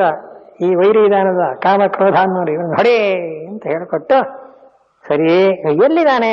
ಇಂದ್ರಿಯಾಣಿ ಮನೋಬುದ್ಧಿ ಅಂತ ಎಷ್ಟು ಚೆನ್ನಾಗಿ ಹೇಳ್ತಾನೆ ಭಗವಂತ. ಇಂದ್ರಿಯಗಳು, ಮನಸ್ಸು, ಬುದ್ಧಿ ಅಂತ ಮನುಷ್ಯನಿಗೆ ದೇವರು ಕೊಟ್ಟಿದ್ದಾನಲ್ಲ, ಅಲ್ಲೇ ಅಡಕೊಂಡಿದ್ದಾನೆ ಕಣಯ್ಯ ಅವನು. ಅದರಿಂದ ನೀನು ಜಹಿ ಶತ್ರು ಮಹಾಬಾಹೋ ಅಂದ. ಹೊಡೆಯ ಶತ್ರುವಿನಾಗಿ ನೀನು ಯುದ್ಧ ಮಾಡೋ ಅಭ್ಯಾಸ ಇದ್ಮೇಲೆ ಈ ಕಾಮಕ್ರೋಧಗಳ ಜೊತೆ ಕುಸ್ತಿ ಮಾಡು, ಅವುಗಳನ್ನು ಸೋಲಿಸು, ವಿದ್ಧಿ. ಹಾಗೇನಾಗ್ತೀಯ? ಉದ್ಧಾರ ಆಗ್ತೀಯ. ಹೀಗೆ ಹೇಳಿ ಕರ್ಮಯೋಗವನ್ನು ಯಾವ ರೀತಿ ಅನುಷ್ಠಾನ ಮಾಡಬೇಕು, ಭಗವದರ್ಪಣೆ ಮಾಡಬೇಕು, ಕಾಮಕ್ರೋಧಗಳನ್ನು ಗೆಲ್ಲಬೇಕು, ಆಗ ನಿನಗೆ ತತ್ವಜ್ಞಾನಕ್ಕೆ ಅಧಿಕಾರ ಬರುತ್ತೆ ಅಂತ ನಿನಗೆ ಸಾಂಖ್ಯಯೋಗ, ಕರ್ಮಯೋಗ ಎರಡನ್ನ ಇದುವರೆಗೆ ವಿಮರ್ಶೆ ಹೇಳಿದ್ದೇನೆ. ಇಷ್ಟೇ ತಾತ್ಪರ್ಯ ಅಂತ. ನಿಜವಾಗಿ ಭಗವದ್ಗೀತೆ ಬಹಳ ಮಟ್ಟಿಗೆ 2ನೇ ಅಧ್ಯಾಯ 3ನೇ ಅಧ್ಯಾಯ ವಿಚಾರ ಮಾಡಿದರೆ ಮುಕ್ತಾಯವಾಯಿತು ಅಂತ ಕೊನೆಯ ಮಾತು ಹೇಳಿಬಿಟ್ಟ ಭಗವಂತ. ಇಮಂ ವಿವಸ್ವತೆ ಯೋಗಂ ಪ್ರೋಕ್ತವಾನಹವ್ಯಯಂ ಅಂತ. ನೋಡಿದ್ಯಾ, ಇಂಥ ಪವಿತ್ರವಾದ ಒಂದಾನೊಂದು ಅಧ್ಯಾತ್ಮ ಯೋಗವನ್ನ ನಾನು ಸೂರ್ಯನಿಗೆ ಹೇಳಿದೆ, ಸೂರ್ಯ ಮನುವಿಗೆ ಹೇಳಿದ, ಮನುವಿನಿಂದ ಇಕ್ಷ್ವಾಕು, ಈ ಪರಂಪರಾ ಪ್ರಾಪ್ತವಾಗಿ ನಡ್ಕೊಂಡು ಬಂದಿದೆ ಅಂತ. ಅದರ ಒಂದಾನೊಂದು ವಂಶಕಥನ ಅಂತ. ಈ ವಿದ್ಯೆ ಯಾರಿಂದ ಯಾರಿಗೆ ಬಂತು ಅಂತ ಗುರು ಶಿಷ್ಯರ ವಂಶವನ್ನು ಕೂಡ ಹೇಳಿ ಭಗವಂತ ಮುಕ್ತಾಯ ಮಾಡಿಬಿಟ್ಟು ಬಹಳ ಮಟ್ಟಿಗೆ ಭಗವದ್ಗೀತೆಯಲ್ಲಿಯೇ ಮುಗಿಬೇಕಾಗಿತ್ತು. ಆದ್ರೆ ಅರ್ಜುನ ಮತ್ತೆ ಪ್ರಶ್ನೆ ಮಾಡ್ತಾನೆ. ಆ ಪ್ರಶ್ನೆ ತುಂಬಾ ಒಳ್ಳೆಯದಾಯ್ತು. ಯಾಕೆಂದ್ರೆ ಸಂಕ್ಷಿಪ್ತವಾಗಿ ಹೇಳಿದ್ದನ್ನ ವಿಸ್ತರಿಸೋದಕ್ಕೆ ಅವಕಾಶವಾಯಿತು. ಯಾವಾಗಲೂ ಹಾಗೆ ಮೊದಲು ಸಂಕ್ಷಿಪ್ತವಾಗಿ ಹೇಳಬೇಕು, ಆಮೇಲೆ ಅದನ್ನು ಒಂದೊಂದೇ ವಿಸ್ತಾರವಾಗಿ ಹೇಳಬೇಕು. ಭಗವದ್ಗೀತೆಯ ಕ್ರಮ ಹಾಗೆ. ಇನ್ನು ವಿಸ್ತಾರ ಎಲ್ಲಿವರೆಗೆ ಹೋಗುತ್ತೆ? ಈಗ 4ನೇ ಅಧ್ಯಾಯ ಪ್ರಾರಂಭ ಆಗುತ್ತಲ್ಲ, ಅಲ್ಲಿ ಮುಗಿಯಿತು ಅಂತ ಹೇಳಿದ್ರು, ಮುಗಿದಿಲ್ಲ, ಸಂಕ್ಷಿಪ್ತವಾಗಿ ಹೇಳಿದ್ದಾನೆ. ಇನ್ನು 18ನೇ ಅಧ್ಯಾಯದವರೆಗೂ ವಿಸ್ತಾರ ಆಗುತ್ತೆ. ಅದಕ್ಕೋಸ್ಕರ ಎಲ್ಲ ಒಂದು ಪ್ರಶ್ನೆ ಹುಟ್ಟುಬಿಡ್ತು. ಏನಂತ? ಅರ್ಜುನ ಒಂದು ಪ್ರಶ್ನೆ ಮಾಡಿದ ಅಂತ.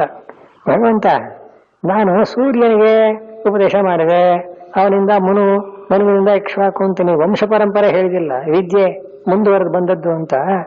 ಅಲ್ಲ, ಸೂರ್ಯ ಹುಟ್ಟಿದ್ ಯಾವಾಗ? ನೀನಿರೋದು ಯಾವಾಗ? ಅಪರಂಭವತೋ ಜನ್ಮ. ಈಗ ಭಗವಂತನನ್ನ ಅರ್ಜುನ ಕೇಳಿಬಿಟ್ಟ ಸುಲಭವಾಗಿ. ಏನು ಸಣ್ಣವಾದ ಪ್ರಶ್ನೆ ಕೇಳಿದ ಅವನು. ಈಗ ದ್ವಾಪರ ಯುಗದಲ್ಲಿ ನೀನು ವಸುದೇವನ ಪುತ್ರನಾಗಿ ಹುಟ್ಟಿದೆಯಾ? ಆ ಸೂರ್ಯ ಹುಟ್ಟಿದ್ ಯಾವಾಗ? ಸೃಷ್ಟಿ ಕಾಲದಲ್ಲಿ. ಅಂಥದ್ರಲ್ಲಿ ನಾನೇ ಅವನಿಗೆ ಯೋಗವನ್ನು ಹೇಳಿದೆ ಅಂತೆಲ್ಲ, ಇದನ್ನ ಕಥನೆ ತದ್ವಿಜಾನೀಯ, ನಾನು ಹೇಗೆ ಇದನ್ನ ಒಪ್ಪುಕೊಳ್ಳಲಿ ಸರಿಯೇ ಅಂತ ಕೇಳಿದ.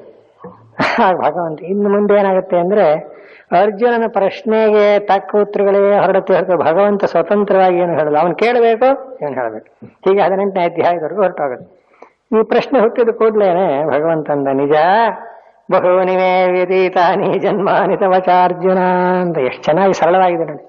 ನಿಜ ಕಣಪ್ಪ, ನಾನೇ ಆಗ್ಲಿ ನೀನೇ ಆಗ್ಲಿ, ಇದು ಬರೀ ಈಗ ಹುಟ್ಟಿರೋದು ಒಂದೇ ಲೆಕ್ಕಕ್ಕೆ ಇಟ್ಕೋಬೇಡ. ಈ ಆತ್ಮನಿಗೆ ನಾಶವಿಲ್ಲ, ಅನೇಕ ಜನ್ಮಗಳನ್ನು ಎತ್ತಿದ್ದಾನೆ. ಹಾಗೆ ನಿನಗೂ ಬೇಕಾದಷ್ಟು ಜನ್ಮ ಕಳೆದು ಹೋಗಿದೆ, ನನಗೂ ಜನ್ಮ ಕಳೆದು ಹೋಗಿದೆ. ಇಷ್ಟೇ ವ್ಯತ್ಯಾಸ ಏನು? ನಿಂಗೆ ನತ್ತಂ ವೇತ್ಥ ಪರಂತಪ, ನಿಂಗೆ ಹಿಂದೆ ನೀನು ಏನಾಗಿದ್ದೆ, ಯಾವಾಗ ಹುಟ್ಟಿದ್ದೆ ಅಂತ ನಿನಗೆ ಗೊತ್ತಿಲ್ಲ. ಆದ್ದರಿಂದ ಸದ್ಯ ಗೊತ್ತಿಲ್ಲದವ್ರಿಗೆ ಒಳ್ಳೇದೇ ಆಯ್ತು. ಯಾಕೆಂದ್ರೆ ಎಲ್ರಿಗೂ ಗೊತ್ತಾಗ್ಬಿಟ್ಟಿದ್ರೆ ಯಾವನಾರ ಬಂದು, ಸ್ವಾಮಿ ಹಿಂದಿನ ಜನ್ಮದಲ್ಲಿ ನಿನ್ನ ಮಗನಾಗಿದ್ದೆ, ಪಾಲ್ ಕೊಡು ಅಂದ್ರೆ ಏನ್ ಗತಿ ಮಾಡು. ಸದ್ಯ ದೇವರಲ್ಲಿ ಕ್ಲೋಸ್ ಮಾಡಿರೋದ್ರೆ ಒಳ್ಳೇದಾಗಿದೆ. ಈಗ ಈ ಜನ್ಮದಲ್ಲಿ ಇರೋದು ಕೊಡೋದೇ ಕಷ್ಟ, ಇನ್ನು ಹಿಂದಿನವ್ರಿಗೆ ಇಲ್ಲಿಂದ ಹುಡ್ಕೊಂಡು ಹೋಗೋದು ಇರಿ. ಆದ್ರಿಂದ ನತ್ತೊಂಬೇಥ, ನೀನು ತಿಳಿದಿಲ್ಲ, ನನಗೆ ಎಲ್ಲ ಗೊತ್ತು ಅಂತ ಭಗವಂತ. ಬೇಕಾದ್ರೆ ಅದನ್ನ ನಿನಗೆ ಪ್ರತಿಪಾದನೆ ಮಾಡಿ ಹೇಳ್ತೇನೆ. ನನ್ನ ಸ್ವರೂಪ ಸರಿಯಾಗಿ ತಿಳ್ಕೊ. ಏನು? ಪರಿತ್ರಾಣಾಯ ಸಾಧೂನಾಂ ವಿನಾಶಾಯ ಚ ದುಷ್ಕೃತಾಂ ಧರ್ಮ ಸಂಸ್ಥಾಪನಾರ್ಥಾಯ ಸಂಭವಾಮಿ ಯುಗೇ ಯುಗೇ. ಅರ್ಜುನ, ಸಾಧುಗಳನ್ನು ಕಾಪಾಡುವುದಕ್ಕೆ, ದುಷ್ಟರನ್ನು ಸಂಹಾರ ಮಾಡುವುದಕ್ಕೆ, ಧರ್ಮವನ್ನು ಸ್ಥಾಪನೆ ಮಾಡಕ್ಕೆ ನಾನು ಪ್ರತಿ ಯುಗದಲ್ಲೂ ಅವತಾರ ಮಾಡ್ತೇನೆ. ನಾನು ಮಾಡೋದು ಅವತಾರ, ನೀನು ಪಡೆಯೋದು ಜನ್ಮ. ಜನ್ಮ ಅನ್ನೋದು ಕರ್ಮಬದ್ಧವಾಗಿ ಆಗತಕ್ಕದ್ದು, ಅವತಾರ ಅನ್ನೋದು ನನ್ನ ಸ್ವತಂತ್ರ. ಒಬ್ಬ ನಾಟಕದಲ್ಲಿ ವೇಷ ಹಾಕೊಂಡಿದ್ದಾನೆ ಅಂತ ಇಟ್ಕೊಳ್ಳಿ, ಅವನು ವೇಷ ಹಾಕೊಂಡ್ಬಂದು ನಾಟಕದಲ್ಲಿ ಕುಣಿಯೋದು ನಿಜ, ಆದ್ರೆ ಆ ವೇಷ ಅನ್ನೋದು ಅವನ ಸ್ವರೂಪ ಅಲ್ಲ. ಅವನು ಯಾವ ವೇಷ ಬೇಕಾದ್ರೂ ನಾಳೆ ಯಜಮಾನ ಬಂದು ಇನ್ನೊಂದು ನಾಟಕಕ್ಕೆ ಇನ್ನೊಂದು ವೇಷ ಹಾಕೊಂಡ್ರೆ ಅದೇ ಹಾಕೋಣ. ಯಾವ ವೇಷವೂ ಅವನಾಗೋದಿಲ್ಲ, ಅವನ ಸ್ವರೂಪ ಅವನಿಗೆ.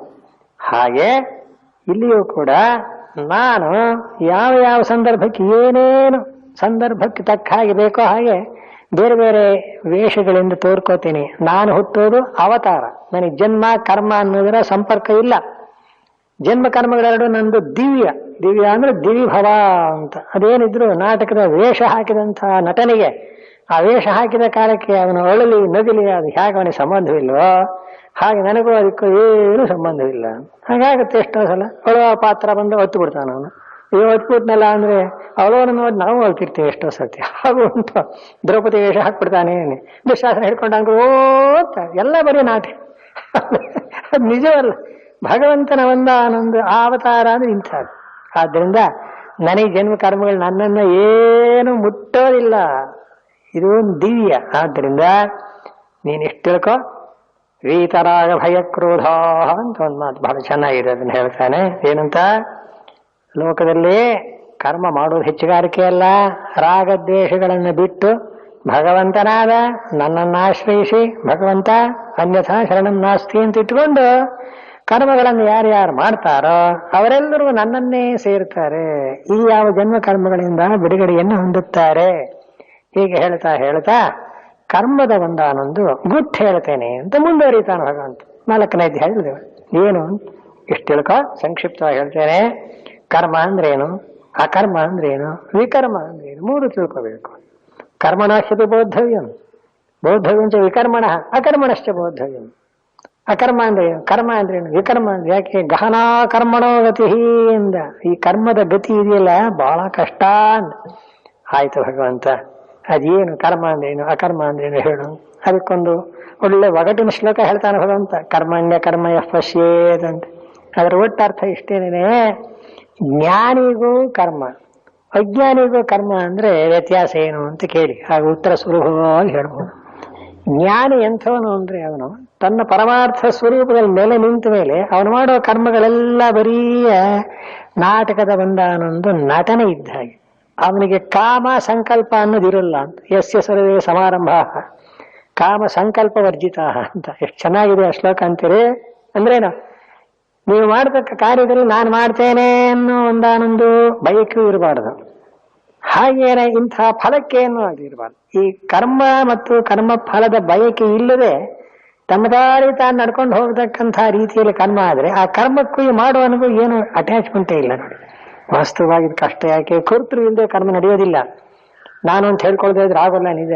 ಆದ್ರೆ ಭಗವಂತ ಹೇಳೋ ಜಾಣತನ ಏನು ಅಂದ್ರೆ ಅದರ ಪಾಡಿಗೆ ನಡ್ಕೊಂಡು ಹೋಗ್ತಾ ಇರುತ್ತಲ್ಲ, ಅದ್ರಲ್ಲಿ ನಾನು ಅನ್ನೋದನ್ನ ಕಲ್ಪನೆ ಮಾಡೋದೇ ತಪ್ಪು. ಅದು ತಾನಾಗೇನೆ ನಡ್ಕೊಂಡು ಈಗಿಷ್ಟೇ ಎಷ್ಟು ತಿಳ್ಕೊಳ್ಳಿ ನಿಮ್ಗೆ ಚೆನ್ನಾಗಿ ಅರ್ಥ ಆಗುತ್ತೆ. ಚಿಕ್ಕ ಮಕ್ಕಳಿರ್ತವೆ, ಅವು ಆಟ ಆಡ್ತವೆ, ಎಲ್ಲ ಮಾಡ್ತವೆ. ಆ ಚಿಕ್ಕ ಮಕ್ಕಳು ಆಟ ಮಾಡುವಾಗ ಅವ್ರಿಗೆ ಇಂಥದ್ದು ಮಾಡ್ತೀನಿ ಏನಾದ್ರು ಸಂಕಲ್ಪ ಇರುತ್ತಾ? ಎಲ್ಲ ಓಡ್ ಹೋಗ್ಬಿಡುತ್ತೆ ನೀರಿರೋ ಜಾಗಕ್ಕೆ. ಈ ಹಿಂದ್ಗಡೆ ಓಡ್ ಹೋಗಿ ತಾಯಿ ಅಯ್ಯೋ ಎಲ್ಲಿ ನೀರು ಮಗು ಬಿದ್ದ್ಬಿಡುತ್ತೋ ಅಂತ ಹಿಡ್ಕೊಂಡ್ ಬರ್ಬೇಕೆ ಹೊರತು ಅದಕ್ಕೆ ನೀರು ನಾ ಬೀಳ್ತೇನೆ ಪೆಟ್ಟಾಗ್ತೇನೆ ಸಾಯ್ತೇನೆ ಏನೋ ಅದೇನು ಸಂಕಲ್ಪ ಮಾಡುತ್ತೀಯ? ಅದಕ್ಕೇನು ಗೊತ್ತು ಹೇಳಿ. ಅದಕ್ಕೆ ಜ್ಞಾನಿಗಳನ್ನೇನಂತಾರೆ, ಬಾಲಕರಂತ ಇರಬೇಕು. ತಸ್ಮಾತ್ ಬ್ರಾಹ್ಮಣ ಪಾಂಡಿತ್ಯಂ ನಿರ್ವಿದ್ಯ ಬಾಲ್ಯೇನ ತಿಷ್ಠಾಸೆ. ವೇದಾಂತ ಏನ್ ರುಚಿಯಾಗಿದೆ ಅಂತೀರಿ? ತಿಳ್ಕೊಬೇಕಂತ ಎಲ್ಲವನ್ನ ಹೇಗಿರ್ಬೇಕು ಅಂತ ಒಳ್ಳೆ ಮಕ್ಕಳಿದ್ದಾಗಿರ್ಬೇಕು. ಅದಕ್ಕೆ ಏನು ಸಂಕಲ್ಪ ಇಲ್ಲ, ಮತ್ತೊಂದಿಲ್ಲ. ಮಕ್ಕಳು ಇರ್ತವೆ ನೋಡಿ, ಸುಮ್ಮನೆ ಅದರಲ್ಲಿ 2-3 ವರ್ಷದ ಮಕ್ಕಳಾಗ್ಬಿಟ್ರೆ ಅದು ತುಂಬಾ ಚಟುವಟಿಕೆ ಬಂದ್ಬಿಟ್ರಂತೂ ಅವ್ರನ್ನ ಹಿಡಿಯೋದೇ ಕಷ್ಟ. ಅಲ್ಲಿ ಹೋಗ್ತೀನಿ ಬೀಳ್ತೀನಿ ಬೆಂಕಿ ಏನು ಯಾಕೆ ಅಂತ ಸಂಕಲ್ಪ ಇಲ್ಲ ನೋಡಿ. ಜ್ಞಾನಿ ನೋಡಿ ಹಾಗಿರ್ತಾನೆ. ಅದಕ್ಕೋಸ್ಕರ ಅವನು ಮಾಡತಕ್ಕ ಯಾವ ಕರ್ಮಗಳು ಅವನಿಗಂಟಲ್ಲ. ನೋಡಿದ್ಯೋ, ಜ್ಞಾನಾಗ್ನಿದಗ್ಧ ಕರ್ಮಾಣಂ ತಮಾಹೋ ಪಂಡಿತಂ ಇತ್ಯೋಕ. ಈ ರಹಸ್ಯ ತಿಳ್ಕೊ. ಜ್ಞಾನಿಗಳಂತೇನಾರು ನೀನು ನಟಿಸ್ಬೇಕು. ಜ್ಞಾನಿ ಆಗೋದು ಹಾಗೆ ಆಗ್ತೀಯ ಮುಂದೆ, ಅದು ಬೇರೆ ವಿಷಯ. ಜ್ಞಾನಿ ಆಗೋದಕ್ಕೆ ಹೇಗಿರ್ಬೇಕು? ಕಾಮ ಸಂಕಲ್ಪ ಇರಬಾರ್ದು, ಮಾಡ್ತಾ ಇರ್ತಾನೆ. ತ್ಯಕ್ವಾ ಕರ್ಮಫಲಾಸಂಗಂ. ಅಂತಹ ಜ್ಞಾನಿಗಳಿಂದ ಲೋಕಕ್ಕೆ ಎಷ್ಟು ಪ್ರಯೋಜನ. ಅವನು ಯಾವ ಒಂದು ಆನಂದ ಇದನ್ನೂ ಕೂಡ ಬಯಸೋದಿಲ್ಲ. ಅದು ಹಿಂದೆ ಹೇಳಿದ ಭಗವಂತ, ನನಗೇನೇ ಆಗ್ಬೇಕಾಗಿದೆ ಪ್ರಪಂಚಕ್ಕೇನಾದ್ರು ಮಾಡಿ ನಮೇ ಪಾರ್ಥಾಸ್ತಿ ಕರ್ತವ್ಯ ಅಂತ ಹೇಳಿದ್ನಲ್ಲಪ್ಪ ನಿಂಗೆ. ಆದ್ದರಿಂದ ಜ್ಞಾನಿಯ ಒಂದಾನೊಂದು ಸ್ಥಿತಿಯನ್ನು ತಿಳ್ಕೊಂಡ್ರೆ ಎಂಥ ಉಪಯೋಗವಾಗುತ್ತೆ. ಆ ಜ್ಞಾನಿ ಹೇಗಿರ್ತಾನೆ? ಮಕ್ಕಳಂತ ಇರ್ತಾನೆ. ಕಾಮ ಸಂಕಲ್ಪ ಏನೂ ಇರೋದಿಲ್ಲ. ಆದ್ರಿಂದ ಅವನ ಕರ್ಮಗಳೆಲ್ಲ ಏನಾಗಿ ಹೋಗುತ್ತೆ, ನೈವ ಕಿಂಚಿತ್ ಕರೋತಿ ಸಹ ಅಂತ. ಅವನು ಏನು ಮಾಡಿದ್ರೂ ಮಾಡಿದಂತೆ ಅಲ್ಲ ಅಂತ. ಯಾಕೆ? ಸಂಕಲ್ಪ ಇಲ್ಲ, ಉದ್ದೇಶವಿಲ್ಲ, ರಾಗದ್ವೇಷಗಳಿಲ್ಲ. ಮನುಷ್ಯ ನೋಡು ಬದುಕಿದ್ರೆ ಈ ರೀತಿಯಾದಂತಹ ಒಂದು ಮಟ್ಟಕ್ಕೆ ಬರಬೇಕು. ಇದು ಹೇಳ್ಬೋದು ಸುಲಭವಾಗಿ, ಆದ್ರೆ ಎಷ್ಟು ಕಷ್ಟ ಅಂದ್ರೆ ನಿಜವಾಗಿ ಈ ಒಂದಾನೊಂದು ಸ್ಥಿತಿಯನ್ನು ಪಡೆಯಬೇಕಾದ್ರೆ ಅದನ್ನು ಹೇಳಿದ ಭಗವಂತ ಹಿಂದೇನೆ ಬ್ರಾಹ್ಮಿ ಸ್ಥಿತಿ ಅಂತ. ಆ ಬ್ರಾಹ್ಮಿ ಸ್ಥಿತಿಯನ್ನು ಪಡೆದವನು ಲೋಕ ಕಲ್ಯಾಣಕ್ಕಾಗಿ ತನ್ನ ಶರೀರವನ್ನ ಹಾಗೆ ಕಾಪಾಡಿಕೊಂಡು ನಟನೆಯಂತೆ ಕೆಲಸ ಮಾಡ್ತಾನೆ. ಅವನಿಗೆ ಯಾವ ಕರ್ಮವು ಫಲವು ಪಾಪ ಪುಣ್ಯ ಏನು ಉಂಟೋದಿಲ್ಲ ಅಂತ ಅರ್ಥ. ಆದ್ದರಿಂದಲೇ ಯೋಗ ಸನ್ಯಸ್ತ ಕರ್ಮಾಣಂ ಜ್ಞಾನ ಸಂಚಿನ್ನ ಸಂಶಯಂ ಆತ್ಮವಂತಂ ನ ಕರ್ಮಾಣಿ ನಿಬದ್ಧಂತಿ ಧನಂಜಯ. ಆದ್ರಿಂದ ತಿಳ್ಕೋ, ಯೋಗ ಅಂದ್ರೇನು? ಭಗವಂತನೊಡನೆ ತನ್ನ ಮನಸ್ಸನ್ನು ಒಂದುಗೂಡಿಸುವುದು ಯೋಗ ಅಂದ್ರೆ. ಅದಕ್ಕೆ ನಿನ್ನ ಅಂತಃಕರಣವೆಲ್ಲ ಭಗವಂತನ ಸಂಬಂಧದಿಂದ ಕೂಡಿರತಕ್ಕದ್ದಾಗಲಿ. ಆದ್ದರಿಂದ ಏನಾಗುತ್ತೆ, ಅಂತಃಕರಣಗಳ ದೋಷ ಏನು, ಕಾಮಕ್ರೋಧಗಳು ಉಳಿಯಿಲ್ಲವಾದ್ದರಿಂದ ಸಂಶಯಗಳೆಲ್ಲ ಹೊರಟಾಗಿರುತ್ತೆ. ಆದ್ದರಿಂದ ಈಗ ನಾನು ಇದುವರೆಗೆ ಹೇಳಿದಂತಹ ಯಾವ ಒಂದು ಶ್ರೇಷ್ಠವಾದ ಜ್ಞಾನ ಕರ್ಮಗಳ ವಿಂಗಡ, ಜ್ಞಾನದ ಹೆಚ್ಚುಗಾರಿಕೆ, ಜ್ಞಾನಪೂರ್ವಕವಾಗಿ ಕರ್ಮಗಳನ್ನು ಮಾಡುವುದು ಅಂದ್ರೆ ಮಾಡಿದಂತೆ ನಟಿಸುವುದು, ಆ ಕರ್ಮಫಲ ಅಂಟಿಕೊಳ್ಳದೆ ಇರುವುದು, ಇದಕ್ಕಿಂತ ಇನ್ನು ಮಿಗಿಲಾದಂಥ ಯಾವ ಒಂದಾನೊಂದು ಮಟ್ಟದ ಸಿದ್ಧಾಂತವೂ ಇಲ್ಲ. ಇದೇ ಪರಮ ಸಿದ್ಧಾಂತ. ಇದ್ರ ಫಲ ಏನು ಅಂತ ಕೇಳಿದ್ರೆ ಆನಂದವಾಗಿರ್ತಕ್ಕಂಥವನಾಗ್ತಾನೆ. ಕರ್ಮದ ಒಂದು ಫಲವು ಅಂಟೋದಿಲ್ಲ. ಹೀಗಾಗಿ ಯೋಗ ಸನ್ಯಸ್ತ ಕರ್ಮಾಣಂ ಜ್ಞಾನ ಸಂಚಿನ್ನ ಸಂಶಯಂ ಆತ್ಮವಂತಂ ನ ಕರ್ಮಾಣಿ ನಿಬದ್ಧಂತಿ. ಹೀಗೆ ಯಾವನು ಪರಮಾತ್ಮನೊಡನೆ ಒಂದಾನೊಂದು ಸಂಪರ್ಕವನ್ನು ಇಟ್ಟುಕೊಂಡು ಅದನ್ನ ಯೋಗ ಅಂದ್ರು, ಅದರಿಂದ ಕರ್ಮಗಳನ್ನು ಬಿಟ್ಟಿರ್ತಾನೆ. ಬಿಡೋದು ಅಂದ್ರೆ ಮನಸ್ಸಿನಲ್ಲಿ ತ್ಯಾಗ ಅಷ್ಟೆ. ಜ್ಞಾನಿಗಳ ಕರ್ಮ ಮಾಡಲ್ಲ ಅಂತಲ್ಲ, ಅಜ್ಞಾನಿಗಳಿಗಿಂತ ಹತ್ರಷ್ಟು ಮಾಡ್ತಾರೆ ಅವರು. ಆದ್ರೆ ಅವ್ರಿಗೆ ನಾನು ಮಾಡ್ತೇನೆ ಅನ್ನೋ ಅಭಿಮಾನ ಇರೋದಿಲ್ಲ. ಅದನ್ನೇ ಯೋಗ ಸನ್ನಿಸ್ತ ಕರ್ಮ. ಆದ್ದರಿಂದ ಅವನಿಗೆ ಆ ಜ್ಞಾನದಿಂದ ಇನ್ನು ಸಂಶಯ ಬರಲ್ಲ. ಇದು ಒಳ್ಳೆಯದೋ ಕೆಟ್ಟದೋ, ಮಾಡಬೇಕೋ ಮಾಡಬಾರ್ದೋ, ಫಲ ಬರುತ್ತೋ ಬರಲ್ಲ, ಇಂಥ ಯೋಚನೆಗಳೇ ಬರೋದಿಲ್ಲ, ತನ್ನ ಬಾಡಿದಾನೆ. ಅದಕ್ಕೊಂದು ದೃಷ್ಟಾಂತ ಅಲ್ಲೇ ಬರೀತಾರೆ ಶಂಕರಾಚಾರ್ಯ. ಯಥಾ ಭಗವತೋ ವಾಸುದೇವಸ್ಯ ಕ್ಷಧರ್ಮಚೇಷ್ಟಿತಂ ಅಂತ ಬರೋದು. ಅಂದ್ರೆ ಪರಮಾತ್ಮನಾದ ವಾಸುದೇವ ಕೃಷ್ಣ ಅವತಾರ ಮಾಡಿದ್ನಿಲ್ಲ. ಅಯ್ಯೋ ಅಯ್ಯೋ, ನೀವು ರಾಮನ ಕಥೆ ಯಾರು ಮನುಷ್ಯನಿಗೆ ರಾಮಾವತಾರದಲ್ಲಿ ಮನುಷ್ಯನಂತೆ ನಡ್ಕೊಂಡ ಹೊಂದಿಸ್ಬಿಡಬಹುದು. ಕೃಷ್ಣನ ವಿಚಾರ ಕೇಳಿದ್ರೆ ಅಯ್ಯೋ ಅಯ್ಯೋ ಏನ್ ಹೇಳ್ತೀರ, ಅವನ ವಯಸ್ಸೆಂಥದ್ದು, ಮತ್ತೊಂದೆಂಥದ್ದು, ಯಾವ ಕಾಲದಲ್ಲಿ ಏನ್ ಮಾಡಿದ, ಆ ಒಂದಾದ್ರೂ ಕರ್ಮ ಅವನನ್ನು ಮುಟ್ಟಿದೆಯೇ, ಏನಿಲ್ಲ ಅಂತ. ಇದನ್ನೇ ಜ್ಞಾನದಲ್ಲಿ ಯಾವ ನೆಲೆ ನಿಂತಿದಾನ ಅವನಿಗೆ ಸಂಶಯ ಬರಲ್ಲ, ಆ ಕರ್ಮಗಳು ಅಂಟಲ್ಲ. ಆದ್ದರಿಂದ ಅಜ್ಞಾನದಿಂದ ಏನು ಉಂಟಾಗಿದೆಯೋ ಆ ಒಂದಾನೊಂದು ದೋಷವನ್ನ ಜ್ಞಾನದಿಂದ ಕತ್ತರಿಸಿ ಹಾಕಿ ಚಿತ್ವಯನಂ ಸಂಶಯಂ ಯೋಗಂ ಆತಿಷ್ಠೋತ್ತಿಷ್ಠ ಭಾರತ ಅಂತ. ಈ ಸಂಶಯ ಏನ್ ಸಂಶಯ? ಕರ್ಮ ಮಾಡ್ಲೋ ಬೇಡವ ಅಂತ ಮುಗಿದು. ಈಗ ಇನ್ನು ಮುಂದೆ ಮಾತಾಡக்கூಡುದು, ನೀನು ಇನ್ನು ಸಂಶಯ ಬರக்கூಡುದು. ಇಷ್ಟೇ ನೀನು ಮಾಡಬೇಕಾದ್ದು. ಭಗವಂತನಾದ ನನ್ನಲ್ಲಿ ಪೂರ್ಣವಾಗಿ ಮನಸ್ಸನ್ನು ಇಡು, ಮನ್ಮನಾಭವ ಮದ್ಭಕ್ತ ಮದ್ಯಾಜಿ. ಕೊನೆಯಲ್ಲಿ ಹೇಳ್ತಾನೆ ಭಗವಂತ, ನನ್ನಲ್ಲೇ ಮನಸ್ಸಿಡು, ನನ್ನ ಭಕ್ತನಾಗು, ನನಗಾಗಿ ಕರ್ಮಗಳನ್ನು ಮಾಡು, ಮಾಂ ನಮಸ್ಕರು, ನನಗೆ ನಮಸ್ಕಾರ ಮಾಡು, ನನ್ನನ್ನೇ ಸೇರ್ತು. ಈ ವಿಷಯದಲ್ಲಿ ಪ್ರತಿಜಾನೇ ಪ್ರಮಾಣ ಮಾಡಿ ಹೇಳ್ತೇನೆ. ಯಾರಿಷ್ಟು ಹೇಳೋರು? ನಾನು ಪ್ರಮಾಣ ಮಾಡಿ ಹೇಳ್ತೇನೆ ಅಂದ್ರೆ ನನ್ನ ಮಾತು ಇಷ್ಟು ನಿಜ ಅಂತ ನಂಬು. ಒಂದು ಭಗವಂತ ಪ್ರಮಾಣ ಮಾಡೋ ಅವಶ್ಯಕತೆ ಇಲ್ಲ, ನಮಗೆ ನಂಬಿಕೆ ಬರಲಿ ಅಂತ ಇಷ್ಟರ ಮಟ್ಟಿಗೆ ಹೇಳಿ ಆ ಜ್ಞಾನ ಕರ್ಮಗಳ ಸಮನ್ವಯ ಕೂಡ ಭಗವಂತ 4ನೇ ಅಧ್ಯಾಯದ ಕೊನೆಯಲ್ಲಿ ಮಾಡಿ ವಿಚಾರ ಮಾಡಿದ್ದಾನೆ. ಆದರೂ ಅರ್ಜುನನೇ ಮತ್ತೆ ಸಂಶಯ ಹೋಗಲ್ಲ. ಅದರಿಂದ 5ನೇ ಅಧ್ಯಾಯದಲ್ಲಿ ಮತ್ತೆ ಪ್ರಶ್ನೆ ಮಾಡ್ತಾರೆ. ಇಷ್ಟೆಲ್ಲ ಕೇಳಿದ್ನಲ್ಲ ಅರ್ಜುನ, ಕೊನೆಯಲ್ಲಿ ಏನಾಗ್ಬಿಡುತ್ತೆ ಅಂದ್ರೆ ಓ ಭಗವಂತ ಅಂತ ಮತ್ತೆ ಅವನು ಶುರು ಮಾಡಿದ. ಏನು ಹೇಳುವಾಗ ಒಂದೊಂದ್ಸಲ ಕರ್ಮನೂ ಹೊಗಳ್ತೀಯ, ಒಂದ್ಸಲ ಜ್ಞಾನನೂ ಹೊಗಳ್ತೀಯ. ಎರಡನ್ನು ಹೇಳ್ಬಿಟ್ರೆ ಒಟ್ಟಿಗೆ ಎರಡು ಮಾಡಕ್ಕಾಗಲ್ಲ. ಆದ್ರಿಂದ ಯಶ್ರೇಯ ಏತಯೋರೇಕಂ, ಇವೆರಡರಲ್ಲೇ ಯಾವುದು ಶ್ರೇಯಸ್ಕರ ನನಗೆ ಅನ್ನೋದನ್ನು ಇನ್ನೊಂದ್ಸಲ ಹೇಳು ಅಂತ. ಇದು ಮುಂದಿನ ಪಾಠದಲ್ಲಿ ಮುಂದುವರಿಯತಕ್ಕಂತಹ ವಿಷಯ. ಆದ್ದರಿಂದ ಪರಮಾತ್ಮನ ಒಂದೊಂದು ಉಪದೇಶಗಳನ್ನ ಮತ್ತೆ ಮತ್ತೆ ನಾವು ಮನನ ಮಾಡ್ತಾ ಕೃತಾರ್ಥರಾಗೋಣ ಎಂಬಲ್ಲಿಗೆ ಮುಕ್ತಾಯವಾಗ್ತಾ ಇದೆ. ಶ್ರೀಕೃಷ್ಣ ಭಗವಂತನ ಕೃಪೆಯಿಂದ ಮುಕ್ತಾಯ ಮಾಡಿದ್ದೇ. ಬಹಳ ವಿಷಯಗಳೆಲ್ಲ ಬಂದಿವೆ. ಇನ್ನು ಇದರಲ್ಲಿ ಏನೇನು ವಿಷಯಗಳು ಬಂದಿದೆ ಅನ್ನೋದನ್ನು ನೀವು ಮತ್ತೊಮ್ಮೆ ನಿಮ್ಮ ಅವಕಾಶವಿದ್ದಾಗ 4 ಅಧ್ಯಾಯಗಳನ್ನು ಓದಿ ಚಿಂತನೆ ಮಾಡಿ ಇದರಲ್ಲಿ ಯಾವ ವಿಷಯಕ್ಕೆ ವಿವರಣೆ ಬೇಕು ಅಂತ ನೀವು ಒಂದು ಗುರುತು ಹಾಕೊಳ್ಳಿ. ಮುಂದಿನ ಅಧ್ಯಾಯಗಳಲ್ಲಿ ಮತ್ತೆ ವಿವರಣೆಯನ್ನು 18ನೇ ಅಧ್ಯಾಯ ಪೂರೈಸುವವರೆಗೂ ಭಗವಂತ ಒಂದೊಂದಾಗಿ ಹೇಳ್ತಾ ಬರ್ತಾನೆ. ಹೀಗೆ ಇವಾಗ ಭಗವಂತನಿಗೆ ಅನುಗ್ರಹ ಮಾಡಿರ್ತಕ್ಕ ಉಪದೇಶ ಅಂದ್ರೆ ಒಟ್ಟು ಜಿಷ್ಟೆಲ್ಲ ಆಯ್ತು. ಭಗವದ್ಗೀತೆಯ ಎಲ್ಲಾ ತಾತ್ಪರ್ಯವನ್ನು ಇಲ್ಲಿ ಹೇಳಿಬಿಟ್ಟಿದ್ದಾರೆ. ಅದನ್ನ ಇನ್ನು ಮುಂದೆ ಬೇರೆ ಬೇರೆ ಜ್ಞಾನ ಅಂದ್ರೇನು, ಉಪಾಸನ ಅಂದ್ರೇನು, ಇದನ್ನೆಲ್ಲ ಹೇಳ್ತಾನೆ. ಅದನ್ನು ವಿಚಾರ ಮಾಡೋಣ ಎಂಬಲ್ಲಿಗೆ ಇತಿ ಶ್ರೀ ಮಹಾಭಾರತೆ ಶತಸಹಸ್ರ್ಯಾಂ ಸಂಹಿತಾಯಾಂ ವೈಯಾಸಿಕ್ಯಾಂ ಭೀಷ್ಮಪರ್ವಣಿ ಭಗವದ್ಗೀತಾಸು ಉಪನಿಷತ್ಸು ಬ್ರಹ್ಮವಿದ್ಯಾಯಾಂ ಯೋಗಶಾಸ್ತ್ರೇ ಶ್ರೀಕೃಷ್ಣಾರ್ಜುನ ಸಂವಾದೆ ಜ್ಞಾನಕರ್ಮ ಸನ್ಯಾಸ ಯೋಗೋ ನಾಮ ಚತುರ್ಥೋಧ್ಯಾಯಃ. ಗೀತಾ ಭಾಷ್ಯ. ಆತಿಷ್ಠೋತ್ತಿಷ್ಠ ಭಾರತ ಉತ್ತಿಷ್ಠ ಇದಾನೀಂ ಯುದ್ಧಾಯ ಅಂದ್ರು. ಅದಕ್ಕೆ 4ನೇ ಅಧ್ಯಾಯದ ಭಾಷ್ಯ ಮುಗೀತು.